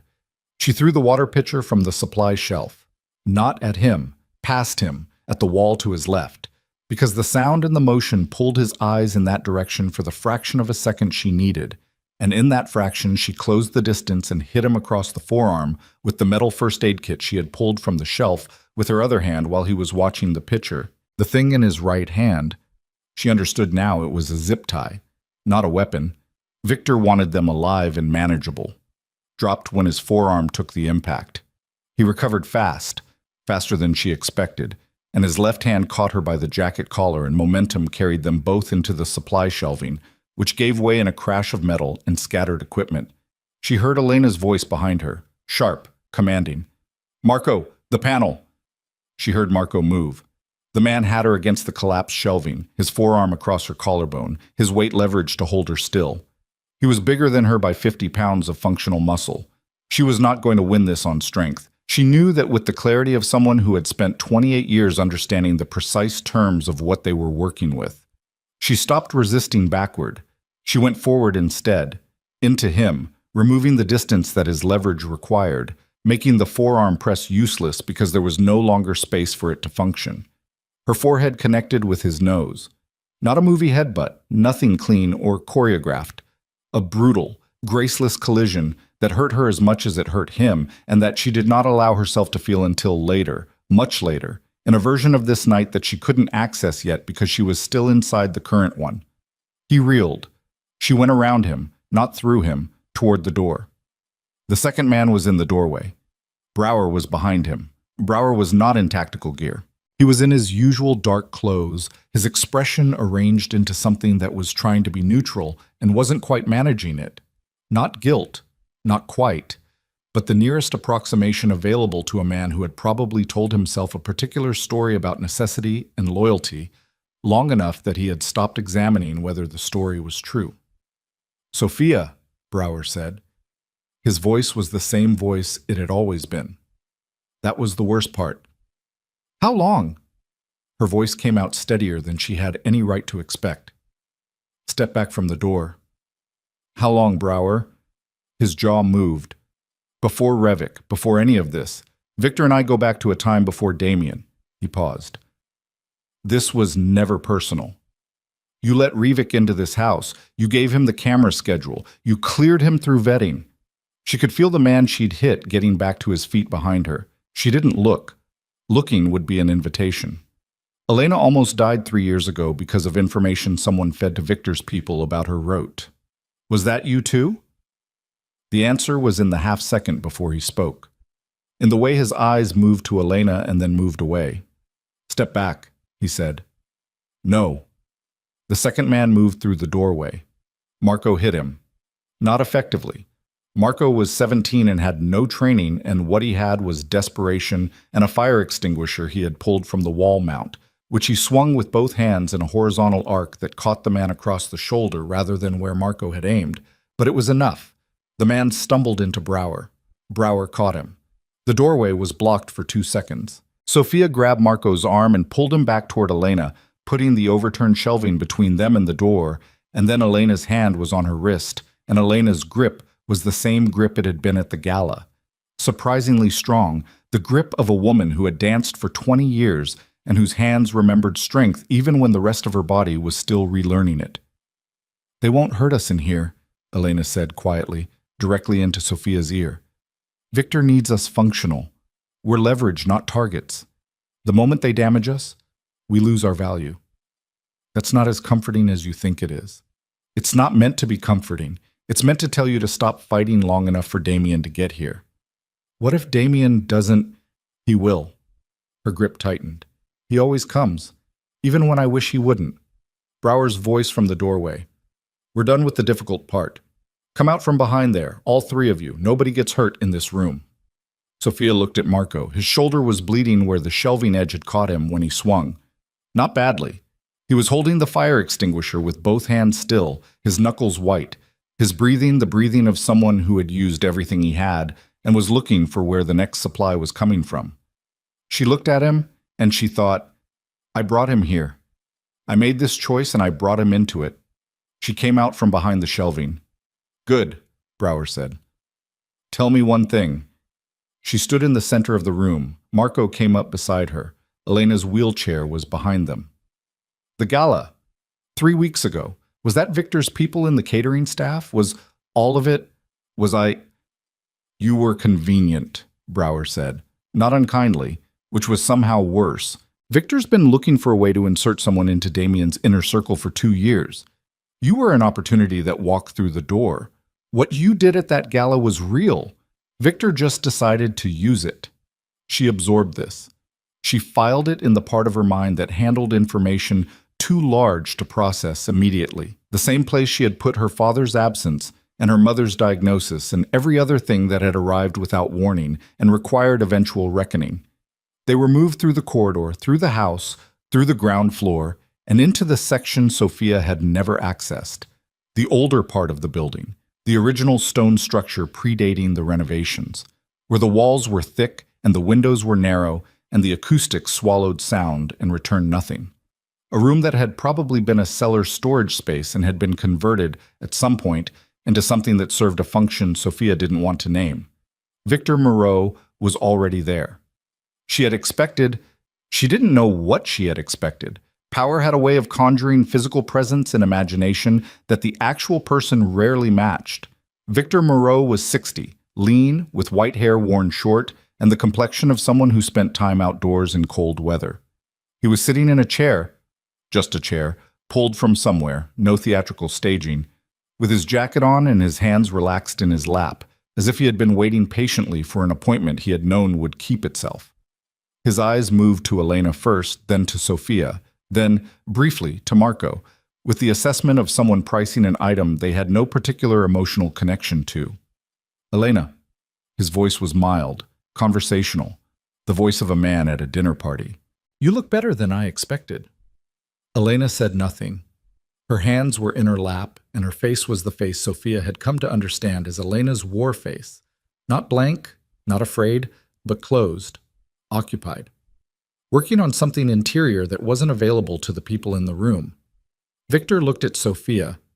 You've been busier than we anticipated. The call to Callahan. That was faster than we estimated. He didn't sound annoyed. He sounded like a man noting an interesting variable. Damien's been sitting on that ledger for 18 months. You've been in his house for 3 weeks, and he was about to hand it over. He tilted his head slightly. What did you say to him? The truth? He looked at her with the expression of someone encountering a type they recognized but still found faintly remarkable. You're not what I expected either. Most people in your situation spend their energy being frightened. You spend yours being useful. Tell me what you want. I want Damien to understand the terms clearly before he makes a decision that can't be unmade. He stood, not aggressively, just repositioning, the way a person moved in a space they considered their own. I'm going to make a call. Damien is going to answer. He's going to hear your voice and Elena's voice so he understands the conversation is happening in the appropriate context. And then he is going to make a choice about the ledger and about what he does with Callahan, and that choice will determine what the rest of this evening looks like. And if he doesn't make the choice you want? Victor looked at her. His expression didn't change. It didn't need to. The room did the work. The stone walls, the narrow windows, the distance from anywhere that help could arrive quickly. Midnight, he said. He has until midnight. The call lasted 4 minutes. Sophia spoke first. She said her name. She said she was unharmed. She said Marco was unharmed. She said Elena was with her. She kept her voice level because level was the only tone that served any purpose in this moment. Panic would destabilize Damien, and destabilized men made fast decisions, and fast decisions in this situation had a particular kind of cost. Elena spoke next. She said, "Do not give him anything." Her voice was the most controlled thing in the room. "Do you hear me, Damien? Do not?" Victor took the phone. The conversation after that was between the two men, in the flat, precise register of people who had been opponents long enough to have dispensed with performance. Sophia could hear Damien's voice from across the room, but not the words. She watched Victor's face for information and found almost none, because Victor had a face that gave information on its own schedule and not before. Victor ended the call. He put the phone in his pocket. He looked at Sophia. He wants confirmation you're uninjured. I told him that. He wants visual confirmation. Victor nodded to one of his men, who produced a phone and took a photograph. Sophia, Marco, Elena, the room, the specific geometry of captivity that would communicate everything to Damien that words had left ambiguous. The photograph was sent. Then they waited. The room was cold, the kind of cold that came from stone and age rather than temperature. A structural cold, something the building had absorbed over decades and never released. Sophia could feel it through her jacket, through the chair she'd been told to sit in, rising through the seat and into her back. She didn't show it. Showing it was giving the room something she wanted to keep. Marco was beside her. His shoulder had been looked at by one of Victor's men, perfunctorily, without particular care, but looked at, and deemed superficial, which it was. He was sitting with his hands in his lap now, the fire extinguisher confiscated, his face in the performing calm configuration. Sophia caught his eye once. She gave him the smallest possible movement of her chin. A nod that meant, I know, I see you, hold on. He gave it back. Elena had said nothing since the phone call. She was sitting in her wheelchair in the precise center of the space Victor's men had positioned her in, and she was doing something with her face that Sophia had only seen twice before. A specific kind of inward withdrawal, not the grief withdrawal of the early weeks, but something more deliberate. Focused, the expression of a woman spending the time she had in the way that would matter most. She was moving her feet, not visibly, not in a way that anyone looking at her from the front would register. But Sophia was at an angle and she could see Elena's right foot inside the wheelchair's footrest. A small, deliberate flexion, the ankle rotating, the physical therapy sequence she ran through every morning and every evening, and sometimes in the middle of the night when Sophia heard her through the wall. The sequence that had taken 3 months to reach and another 2 months to stabilize. The exercise built for one purpose, the redistribution of controlled weight. She was not sitting in that wheelchair waiting to be saved. She was preparing. Sophia looked away from Elena's feet before anyone could follow her gaze. She looked at the wall. She looked at the narrow window. She looked at the distribution of Victor's men in the room. 2 by the door, 1 near Victor, 1 near the far wall. Brower somewhere behind them in a position that suggested a man who had already made his calculation and was now living inside the aftermath of it. The man she had hit with the first aid kit was standing near the door with a bruise developing across his forearm and an expression that communicated clearly that he had updated his assessment of what she was. Midnight was 47 minutes away. At 43 minutes, the power went out. Not the estate's emergency system this time, that had been overridden when Victor's people took the control room. This was different. This was the specific surgical darkness of something cut from outside, from a point in the grid that no one inside the estate controlled. Callahan, Sophia thought. Or Damien, using a channel she didn't know about. The darkness lasted 3 seconds. 3 seconds was enough. She heard Elena's wheelchair move. Not rolling, tipping, the specific controlled forward lean of someone redistributing their weight over their feet. The motion that Dr. Park had described in the exact terminology of transfer. Pelvis forward, spine vertical, weight into the balls of the feet. The moment of commitment that preceded standing. 3 seconds of darkness. Then the emergency lighting came on, red-edged, casting the room in its crisis color. Elena Valkov was standing, not steadily. Her hands were gripping the armrests. Her knees were shaking. The physical effort of it was visible in every line of her body, in the locked jaw and the white-knuckled grip, and the breathing that was 3 years of physical therapy compacted into a single moment of pure, furious will. But she was standing, and in the half-second that Victor's men spent processing this, the impossible thing, the woman they had assessed as immobile, who had been transported in a wheelchair and positioned as a passive element of the leverage equation, standing in the red emergency light like an accusation. In that half-second, she moved. Not far.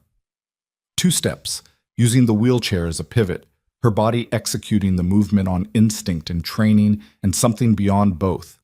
Momentum toward the man nearest to her, the man by the far wall, her hands releasing the armrest and finding the metal tray on the supply shelf she had already mapped from her position and knew was within reach. She hit him across the face with it. It was not a powerful blow.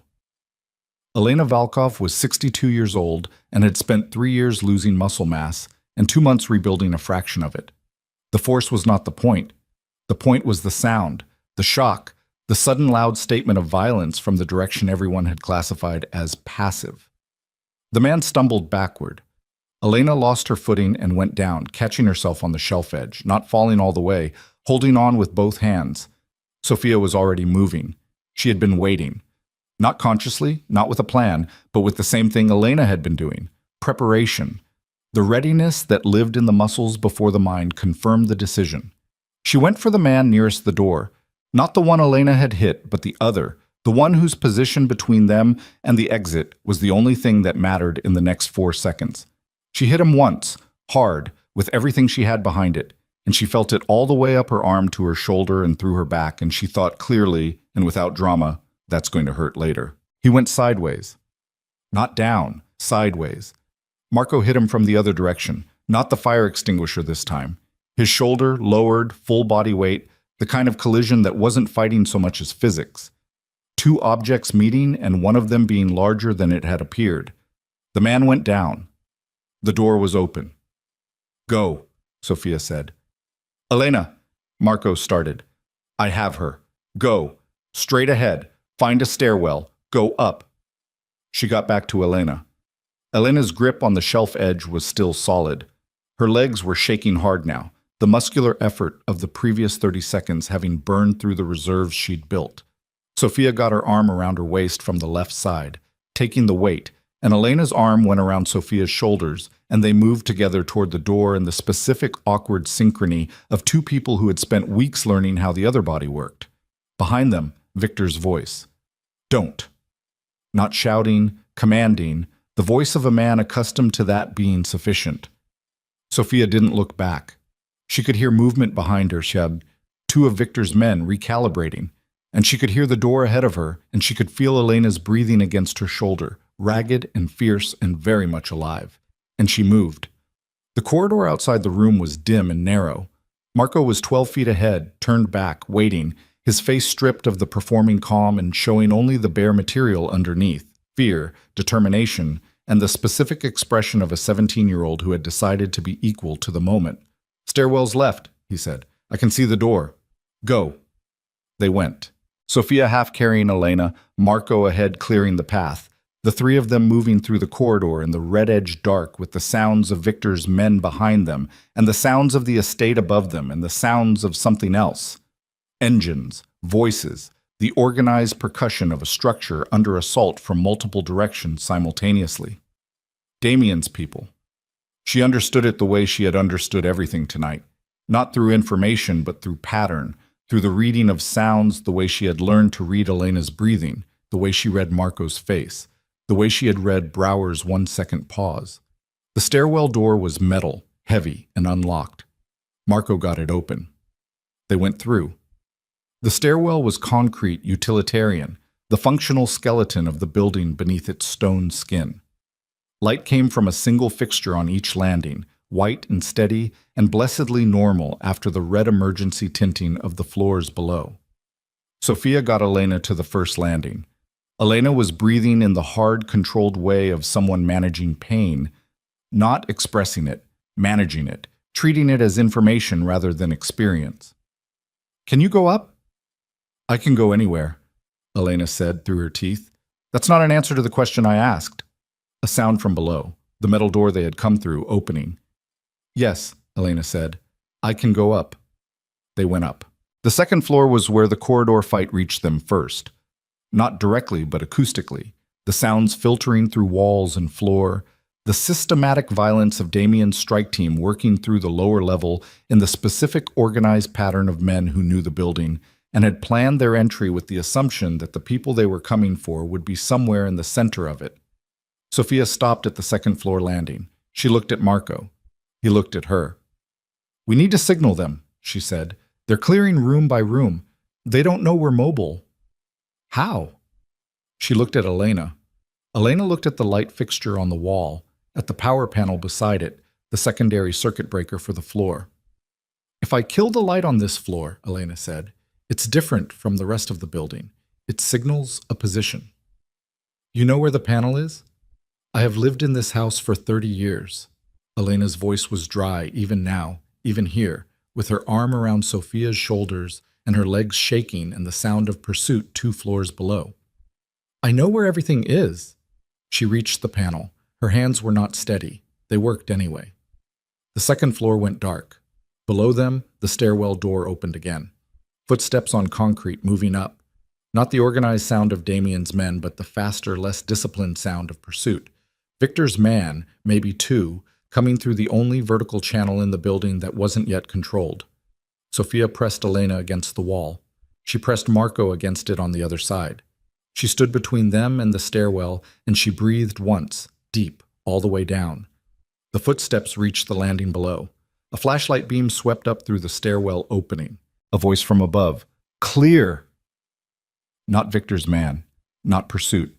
Damien's voice.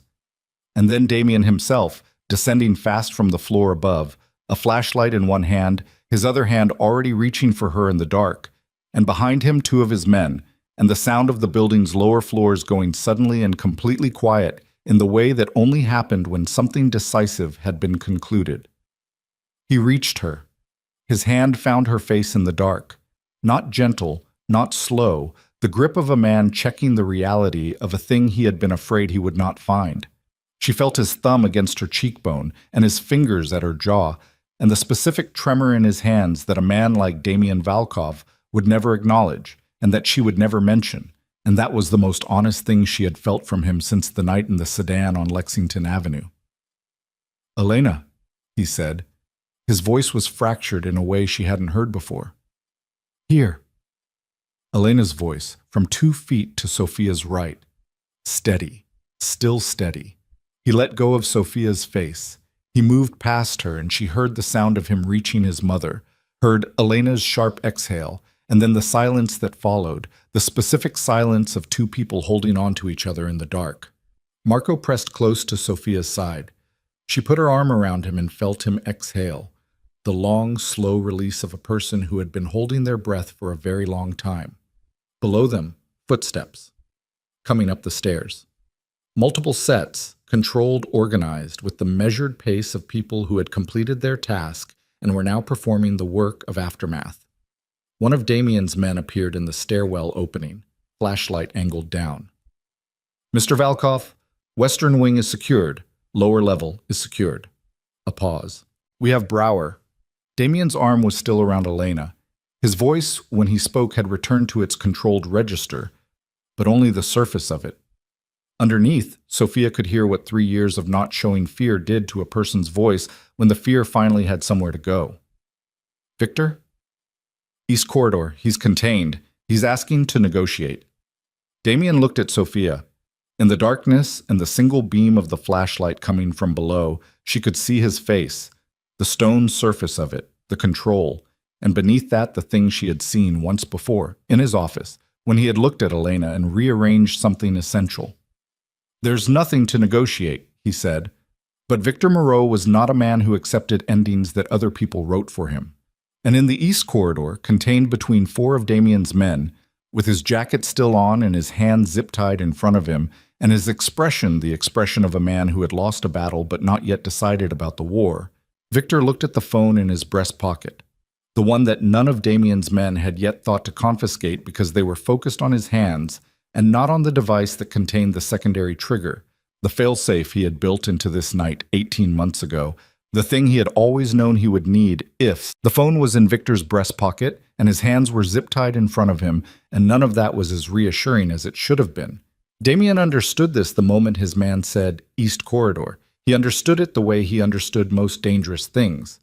Not through reasoning, but through the accumulated instinct of 20 years spent in rooms with people who had contingencies built into their contingencies. Victor had been in this business longer than Damien. Victor had survived 4 attempts on his operation, 2 federal investigations, and the particular kind of sustained warfare that destroyed most men before they reached 50. He had not survived all of that by accepting the premise that being physically contained was the same as being defeated. Damien handed Elena to Sophia. The exchange was wordless, a transfer of weight and responsibility that both women accepted without discussion. He looked at Sophia once, not long, not theatrical, just long enough to communicate that he needed her to stay where she was and that he understood what asking her to stay where she was cost. She nodded. He went down.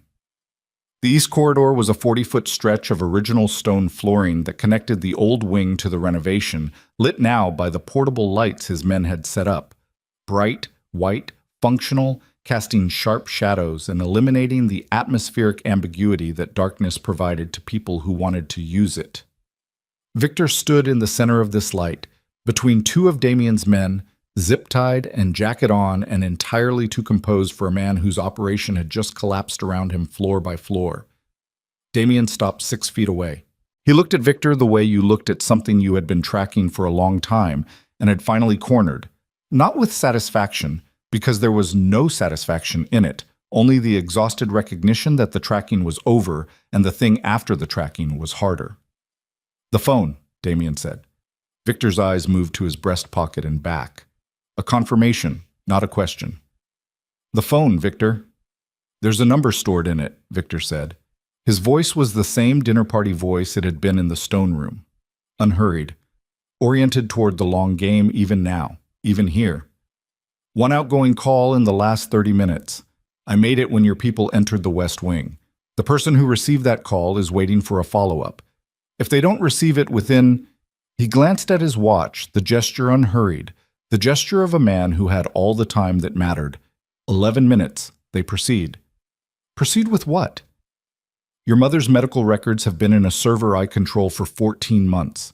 Every medication she takes, every dosage. The names of the 2 private pharmacies that fill her prescriptions." He paused. "There's a person at each of those pharmacies tonight, waiting for my call." The corridor was very quiet. Damien could hear his own breathing. He could hear the distant sounds of his men finishing their sweep of the lower floors, the systematic clearing of spaces that had already been cleared, the professional redundancy of men who didn't trust first passes. "You're threatening a sick woman's medication," Damien said. "I'm explaining the terms of the current situation. There's a difference." Victor tilted his head slightly. "The ledger. I know you were preparing to hand it to Callahan. I know you made the decision tonight. I need you to unmake it." He paused. "The call is mine to make. If I make it, the people at those pharmacies go away. If I don't make it in 11 minutes, they don't." Damien looked at the phone in Victor's breast pocket. He looked at his man on Victor's left. He looked at the floor between them, at the stone that was 300 years old and had absorbed the weight of everything that had ever happened in this building and would absorb this too, indifferently, the way stone absorbed everything. He took 1 step forward. Victor's men, his men now, the 2 holding Victor, shifted their weight. Victor didn't move. He was watching Damien's face with the attention of a man reading a document he had authored himself, looking for the response he had predicted. Damien reached into Victor's breast pocket and took the phone. Victor's composure cracked, not dramatically. A fraction, a hairline fracture in the surface of it, the specific expression of a man whose model has encountered a variable it didn't account for. "That's not— I know what you have in those pharmacies," Damien said. "I know because Brower told you about my mother's prescriptions, and Brower got that information from our medical coordinator, whose communications I have been monitoring for 6 weeks." He turned the phone over in his hand. "The number you called tonight, I know whose it is, and I know they've already been picked up, because I made that call 40 minutes ago." The corridor absorbed this. Victor was quiet for 4 seconds. 5. The dinner party voice, when it returned, had lost something underneath it. Not the surface held, but the deep structural confidence that had been its foundation. "You're lying." "Call the number," Damien said. He held the phone out. "Go ahead. I cut your hands free, you call it. See who answers." Victor looked at the phone. He looked at Damien. He looked at the phone again. And in that second look, Sophia, who had come down the stairs without permission, without announcement, because she was constitutionally incapable of waiting in a stairwell while the thing she needed to understand was happening 40 feet away, saw it. The calculation failing, the model revising, the predator encountering the edge of the territory he had mapped and finding that the map was wrong. Victor did not ask to call the number. Damien handed the phone to his man. Get it to Soren. He'll know what to do with the contacts. He looked at Victor for a moment longer. Just a moment. The look of a man closing a door.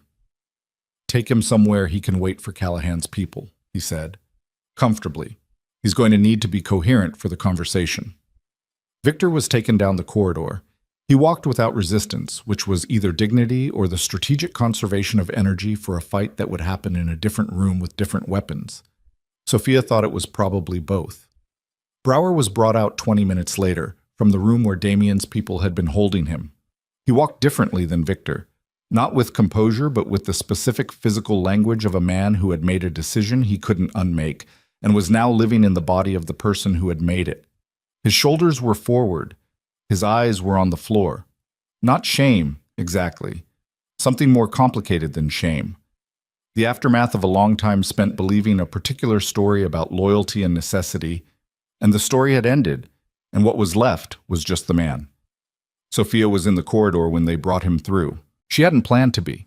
She had been moving toward the kitchen to find water because her mouth tasted like adrenaline and old copper, and she needed something ordinary, something that tasted like the world before tonight. Brower saw her. He stopped. His guards let him stop. He looked at her for a long moment. She looked back. The night on the road, she said. 3 years ago. Elena. His jaw moved. I gave them the route. I didn't know they were going to... He stopped. I thought it was going to be a warning, something to make her turn back. I didn't know the car was going to... But you found out afterward. His eyes went somewhere else. Yes. And you stayed. He didn't answer. He didn't need to. The answer was in the previous 14 months of his life, in Revik's hiring, in the camera schedule, in 100 small decisions that had each felt manageable in isolation and had assembled themselves, in aggregate, into the thing he was now standing inside. I'm sorry, he said. Sophia looked at him for another moment. She thought about what sorry meant from a man who had handed Elena Valkov's route to the people who put her in a wheelchair. She thought about 3 years of physical therapy and a woman learning to lift a water glass and 2 months of standing exercises and Elena's face in the red light of the stairwell, standing, fierce, furious, alive. Tell that to her, Sophia said. Not to me. She walked past him to the kitchen. The water was cold and ordinary, and she drank 2 full glasses standing at the sink in a kitchen she had walked through 100 times in the past 3 weeks. And that looked exactly the same as it always had, which felt like either comfort or insanity, and she couldn't determine which. Marco found her there. He came in and sat on the counter the way he sat on the counter at home, the way he had since he was 9 years old and too tall for the kitchen table to feel like his territory. And he looked at his sister and she looked at him, and neither of them said anything for a while. Are we okay? He asked. Define okay. Alive. Not arrested. More or less in one piece. Then yes, she said. We're okay. He nodded. He picked up an apple from the bowl on the counter, some detail of ordinary domestic life, the estate's kitchen stocked with fruit regardless of what was happening in its corridors, and bit into it and chewed and looked at the wall. I want to go home, he said. I know. Not tonight. I know not tonight, but soon, she said. We'll figure out what soon looks like. He nodded again. He ate the apple. She drank her water. The kitchen hum of the refrigerator and the distant sounds of Damien's people completing their work filled the space between them, and it was enough for the moment to be in a room that smelled like something other than stone and fear. Callahan arrived at 2 a.m. with 4 agents and a warrant, and the expression of a man who had been woken up with information so significant that he had driven 2 hours without registering the distance. He was shorter than Sophia had expected from his phone voice. He wore wire-rimmed glasses and carried a leather notebook that looked like it had been with him for a decade. and he moved through the estate with the careful attention of someone reading a room rather than entering it. He found Sophia in the sitting room off the main hall, where she had been for the past hour, sitting in the chair nearest the window with a cup of tea going cold in her hands. He sat across from her without being invited, which she decided to interpret as professional directness rather than rudeness. "The ledger," he said. No preamble. "Soren has it. Damien's legal counsel. He'll walk you through the handover protocol." She paused. "He'll want certain things documented. Cooperation context. We can discuss terms. Not terms. Documentation. There's a difference." She had learned that from Soren. She had learned a lot from Soren in the 4 days since she had first sat in Damien's office and been told about the ledger. She had not anticipated that one of the skills she would develop in a crime lord's estate in Westchester County would be a functional understanding of federal cooperation frameworks. But the night had been full of things she hadn't anticipated.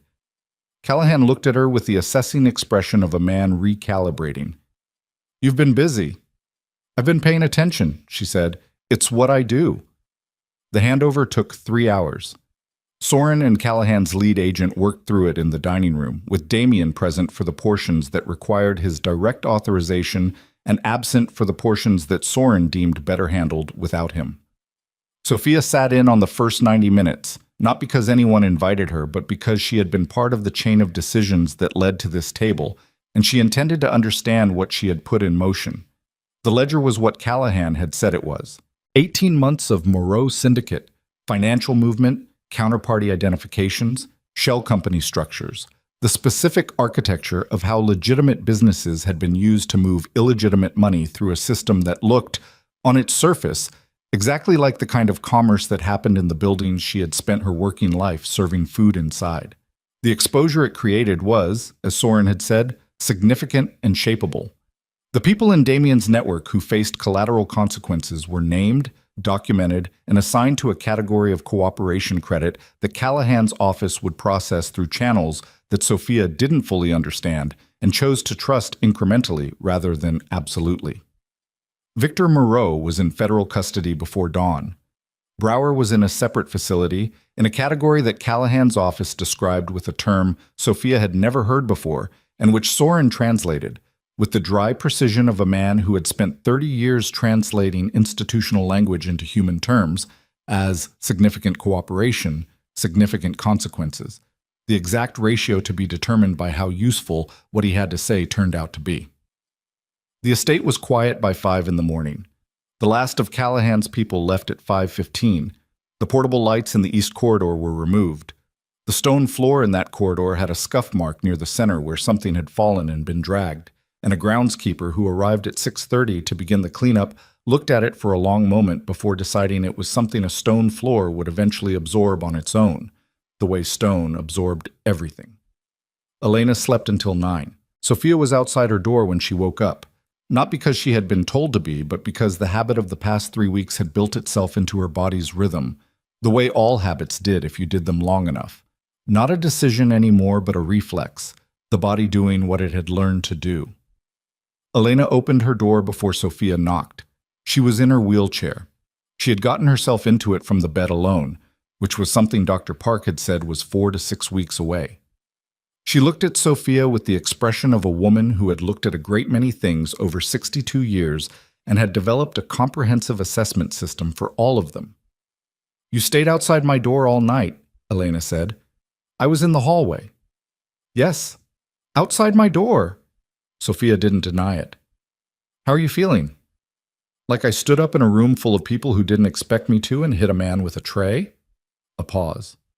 "And like it was the most alive I've felt in 3 years." She moved her wheelchair back from the doorway. "Come in. Tell me what happened with Callahan." Sophia came in. She told her. Elena listened the way she listened to everything, completely,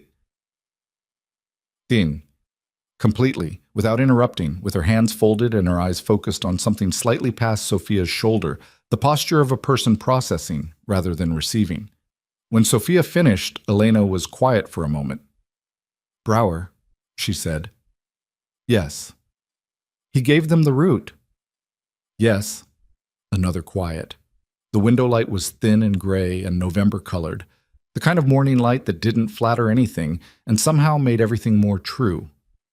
"I knew someone had," Elena said. "I always knew it wasn't random. A car doesn't find you on a private road at 11 at night by accident." She looked at her hands, at the knuckles that still showed faint bruising from gripping the wheelchair armrest in the stairwell. "I didn't know it was him." "Elena, I'm not asking you to tell me how to feel about it." Her voice was even, definitive. "I know how I feel. I'll feel it for a long time. That's mine to carry." She looked up. "What I want to know is whether it's over." "Victor is in federal custody. The ledger gives Callahan's office what they need to build a case that lasts. Soren says the structure of it means there's no successor who can take over what Victor built. It's too exposed now, too documented. The Moreau Syndicate ends as an operational entity. And Damien's network? Complicated, but survivable. Soren's word." Elena absorbed this. She looked at the window. Outside, the November garden was bare and ordered and waiting for whatever came next. "He's going to want to change things," Elena said. It wasn't a question. "I think he's already changing them." "Yes." She turned back. "He has been since you arrived, actually. I've been watching. He thinks I haven't noticed, but I've been watching him for 35 years and I notice everything." The corner of her mouth moved, the ghost of the smile Sophia had first seen 3 weeks ago, but more solid now, more willing to arrive. "You did that." "I pushed a wheelchair and played Aretha Franklin." "You saw him." Elena said it simply, the way she said things that she had decided were simply true. "Everyone in his life sees what he controls. You saw what he was trying to become. There's a difference." Sophia looked at the window, at the bare garden, at the November light that didn't flatter anything. She thought about the night at the gala, the tray in her hands, the $63 in her apron pocket, the specific tired clarity of a woman who had run out of reasons to look away. She thought about the sedan on Lexington Avenue, and the card with the embossed phone number and the choice she had made at 7 in the morning at a kitchen table while her mother slept in a recliner and her brother pretended not to be afraid. She thought about what it cost to see people clearly and to act on what you saw, and about the fact that the cost had not been theoretical and that she would pay it again, which was either wisdom or stubbornness, and was probably both. "I should check on Marco," she said. "He was in the kitchen an hour ago," Elena said. "He ate a very large breakfast, and he looked considerably better. Your brother is more resilient than you give him credit for." "I give him a lot of credit." "You give him protection. It's not the same thing." Elena said it without accusation. Observation, precise, and offered without agenda. "He handled last night. He made choices. Let him know you saw that." Sophia stood. She stood for a moment at the edge of Elena's room, in the thin November light, with the events of the previous 24 hours settling through her the way sediment settled after a disturbance, slowly, still finding their final positions. "Mrs. Valkov," she said, "what you did in that room, getting up, hitting that man with the tray. It was a very poor blow. My form was terrible." "Your form was extraordinary." Elena looked at her. The smile arrived this time. Not the ghost of it, not the memory of the muscle movement, but the actual thing, lines deepening around her eyes and mouth, the specific beauty of a face that had survived enough to make happiness look like a decision rather than an accident. "Go find my son," she said. "He's been circling the hallway outside this door for 45 minutes, and he won't come in until someone tells him it's all right." Sophia went into the hallway. Damien was there. He was not circling. He was standing with his back against the opposite wall and his arms at his sides, and the expression of a man who had been standing there long enough that the standing had become its own kind of occupation. His jacket was gone. His shirt had a tear at the shoulder from something in the east corridor. He looked like a man on the other side of a thing that had taken everything he had. She stood across from him. The hallway was narrow enough that 6 feet of distance felt like a conversation. "She's fine," Sophia said. "She's more than fine." Something moved through his face. The controlled surface of it, the management, the calculation, the stone, shifted in the way she had seen it shift twice before. First in the garden, looking at Elena doing her standing exercises. Second in the stairwell, in the dark, his hands finding her face. I heard her, he said. In that room. When she... He stopped. She stood up. She stood up. He said it quietly. Twice the weight of the same words. Sophia looked at the door to Elena's room and then back at him. She's waiting for you. She's been waiting for you to stop standing in the hallway. He looked at the door. He looked at Sophia. The question that passed between them was one neither of them put into words.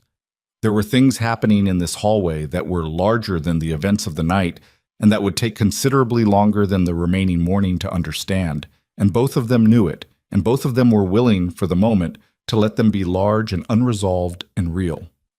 Thank you, he said. She nodded. Go see your mother. He went. She heard the door open and Elena's voice, dry and immediate. You've been standing out there for 45 minutes. I could hear you breathing. And then Damien's voice, quieter than she had ever heard it, just 2 words, just her name, Mom. And then the door closed. Sophia walked to the end of the hallway and down the main stairs and through the entrance hall and out the front door of the Valkov estate into the November morning. The air was cold and sharp and smelled like soil and dying leaves and the particular mineral clarity of upstate New York at the edge of winter. The grounds were quiet. The security personnel were present, but reduced. The crisis formation had been dismantled. The ordinary rhythms of the estate reasserting themselves with the pragmatic efficiency of systems that had been designed to survive disruption. She sat on the front steps. The stone was cold through her jeans. She sat anyway. Marco came out 5 minutes later. He sat beside her, close enough that their shoulders touched, the way they had sat on the stoop of the Washington Heights building on summer evenings when Carmen was sleeping and the apartment was too small for both of their silences. He had the last quarter of an apple in his hand, which she took and ate because she was suddenly, completely famished. What happens now? He asked. She chewed. She thought about it honestly, without the comfort of a prepared answer. Mom's medical coverage is secure through the arrangement with Damien's people. The debt is handled. Your tuition when the time comes is handled. She paused. What I do next is less clear. Do you want to stay here? She looked at the grounds. At the bare trees at the edge of the property, at the garden where she had pushed a wheelchair through October roses and played Aretha Franklin from a portable speaker and watched a woman's fingers tap rhythm against an armrest. Parts of me do, she said. Which parts? She thought about Elena's grip on her hand at the gala. She thought about Damien's hands in the dark. She thought about the specific satisfaction of being a person who moved when other people didn't, which was not courage in any storybook sense, but just the refusal to accept that stillness was an option when something true needed responding to. The parts that know, there's still work here, she said. Marco nodded. He understood the sentence the way he understood most of her sentences, not just the surface of it. The foundation idea, he said. You mentioned it once, something about helping families with medical debt. She had mentioned it the second week to Elena, in the garden, when Elena had asked her what she would do if money were not a constraint. She had said it half joking, the way you said things you meant when you weren't ready to mean them out loud. It's a long way from an idea to a thing, she said. Everything is, until it isn't. She looked at her brother. 17 years old, AP classes and overdue lab reports, and a resilience that Elena had correctly identified, and that Sophia had been too busy protecting to fully acknowledge. When did you get so pragmatic? She said. Around the time my sister started working for a crime lord in Westchester, he said. It accelerated my development. She laughed. It came out of her without warning, real and unglamorous. The laugh of a woman who had been running on fear and adrenaline for the better part of a week, and had just discovered there was still something underneath it that was capable of being genuinely surprised by something funny. Marco laughed too. They sat on the cold stone steps of an enormous house in the November morning and laughed, and it was not the laugh of people who had won something clean. It was the laugh of people who had survived something complicated and were still in the middle of understanding what surviving it meant. The Reyes Foundation opened its first office 14 months later. Not in Manhattan, in Washington Heights, 6 blocks from the apartment with the broken elevator, and the third-floor light that had been out for 6 weeks until Marco fixed it himself with a borrowed ladder and a $10 bulb. The office was small. The walls needed paint. The front window had a crack in the lower left corner that the building super had promised to address and hadn't. Sophia hired 3 people in the first month. Social workers, both of them, with the particular kind of bone-deep competence that came from years of working in systems that gave them almost nothing and asking them to do almost everything. A part-time accountant who worked evenings and had his own medical debt story, which was how Sophia had found him. Through the intake process, the family who came to them in crisis and stayed to help once the crisis passed. The foundation's focus was medical debt navigation for families in the specific crisis corridor. The space between too much income for maximum assistance and too little income for private coverage to be anything but theoretical. The space Sophia and Marco and Carmen had lived in for 4 years. The space that ate people alive and then left no record of having done so. Carmen attended the opening. She walked in on her own, slowly, with the oxygen concentrator in a shoulder bag that Marco had found online and had presented to her with the gravity of someone presenting a solution he had engineered specifically for this purpose. The pulmonary fibrosis hadn't reversed. It didn't reverse. But the new medication protocol, properly funded and properly administered for 14 months, had stabilized what needed stabilizing. Carmen moved through the small office and looked at the walls and the filing system and the intake forms and the photograph on the front desk. Sophia and Marco and Elena in the garden, taken by one of the groundskeepers on a morning in late October, the roses behind them giving their last color of the season. And she said nothing for a long time. Then she said, "Your father would have hated the crack in the window." "We're getting it fixed," Sophia said. "He would have already fixed it." "We don't all have his timeline." Carmen looked at her. At this daughter who had become, in the process of surviving a series of events Carmen had been told about incrementally and still didn't fully understand, something she recognized and didn't have a word for. The adult version of the child who had stood in the hallway 12 years ago and chosen to be between the danger and the people who mattered. "I'm proud of you," Carmen said. Sophia accepted it.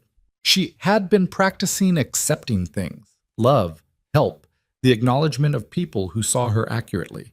It did not come naturally. It was, she had decided, the hardest therapy she had undertaken. Elena walked into the Hargrove Foundation Charity Gala the following November on her own feet, not without the cane. The cane was a tool, not a concession, and Elena had made her peace with the distinction between the 2 months ago, in the garden, on a morning when she had looked at it and said to Sophia, "It's not a defeat, it's an adaptation, there's a difference." And Sophia had said, "Yes." And Elena had said, "Stop agreeing with everything I say, it's unchallenging." And Sophia had said, "You're being wise, which means you're not giving me much to disagree with." And Elena had laughed, which had still, 14 months in, the quality of something newly returned. The gala was the same ballroom, the same chandelier, bohemian, Sophia had eventually looked it up, out of a stubbornness she couldn't fully account for. The same geography of wealth and influence arranged around tables in the specific configurations of people who needed to be seen near certain other people. The piano in the corner, the man in the tuxedo. Debussy drifting over the ambient noise of an event that raised millions for causes that looked beautiful in press releases. Sophia was not wearing a black uniform. She was wearing a dress that Elena had selected with the decisive authority of a woman who had spent decades understanding what clothes communicated and had opinions about what Sophia should communicate on this particular night. It was dark green. It was better than anything she had owned before. She felt, in it, like a version of herself she was still growing into, which was either discomfort or forward motion, and was probably both. Damien was beside her. Not in front of her, not managing the room in the way she had watched him manage rooms. The tactical positioning of a man who trusted no space until he had mapped it. Beside her. The distinction had taken 8 months to arrive, and it had arrived not through conversation, but through the gradual negotiation of 2 people who had looked at each other clearly and decided that clarity was something to move toward rather than manage. Elena moved through the room with her cane and the specific dignity of a woman who had learned that dignity was not a product of ease, but of decision. People stepped back. Not from fear, from something closer to recognition, The way a room makes space for something that has earned its place in it. She stopped at the spot near the east windows. Table 14. The same geography. She stood there for a moment, looking at the chair where she had been sitting when Margot Ashford had raised her hand. Looking at the space where a woman in a black uniform with $63 in her apron pocket had stepped forward into the most consequential moment of her own life without understanding that it was. Then she turned and found Sophia across the room, and she raised her chin in the specific gesture. Small, definitive, a movement that said, "I see you, I see what you did. I see what it cost, and I see what it built."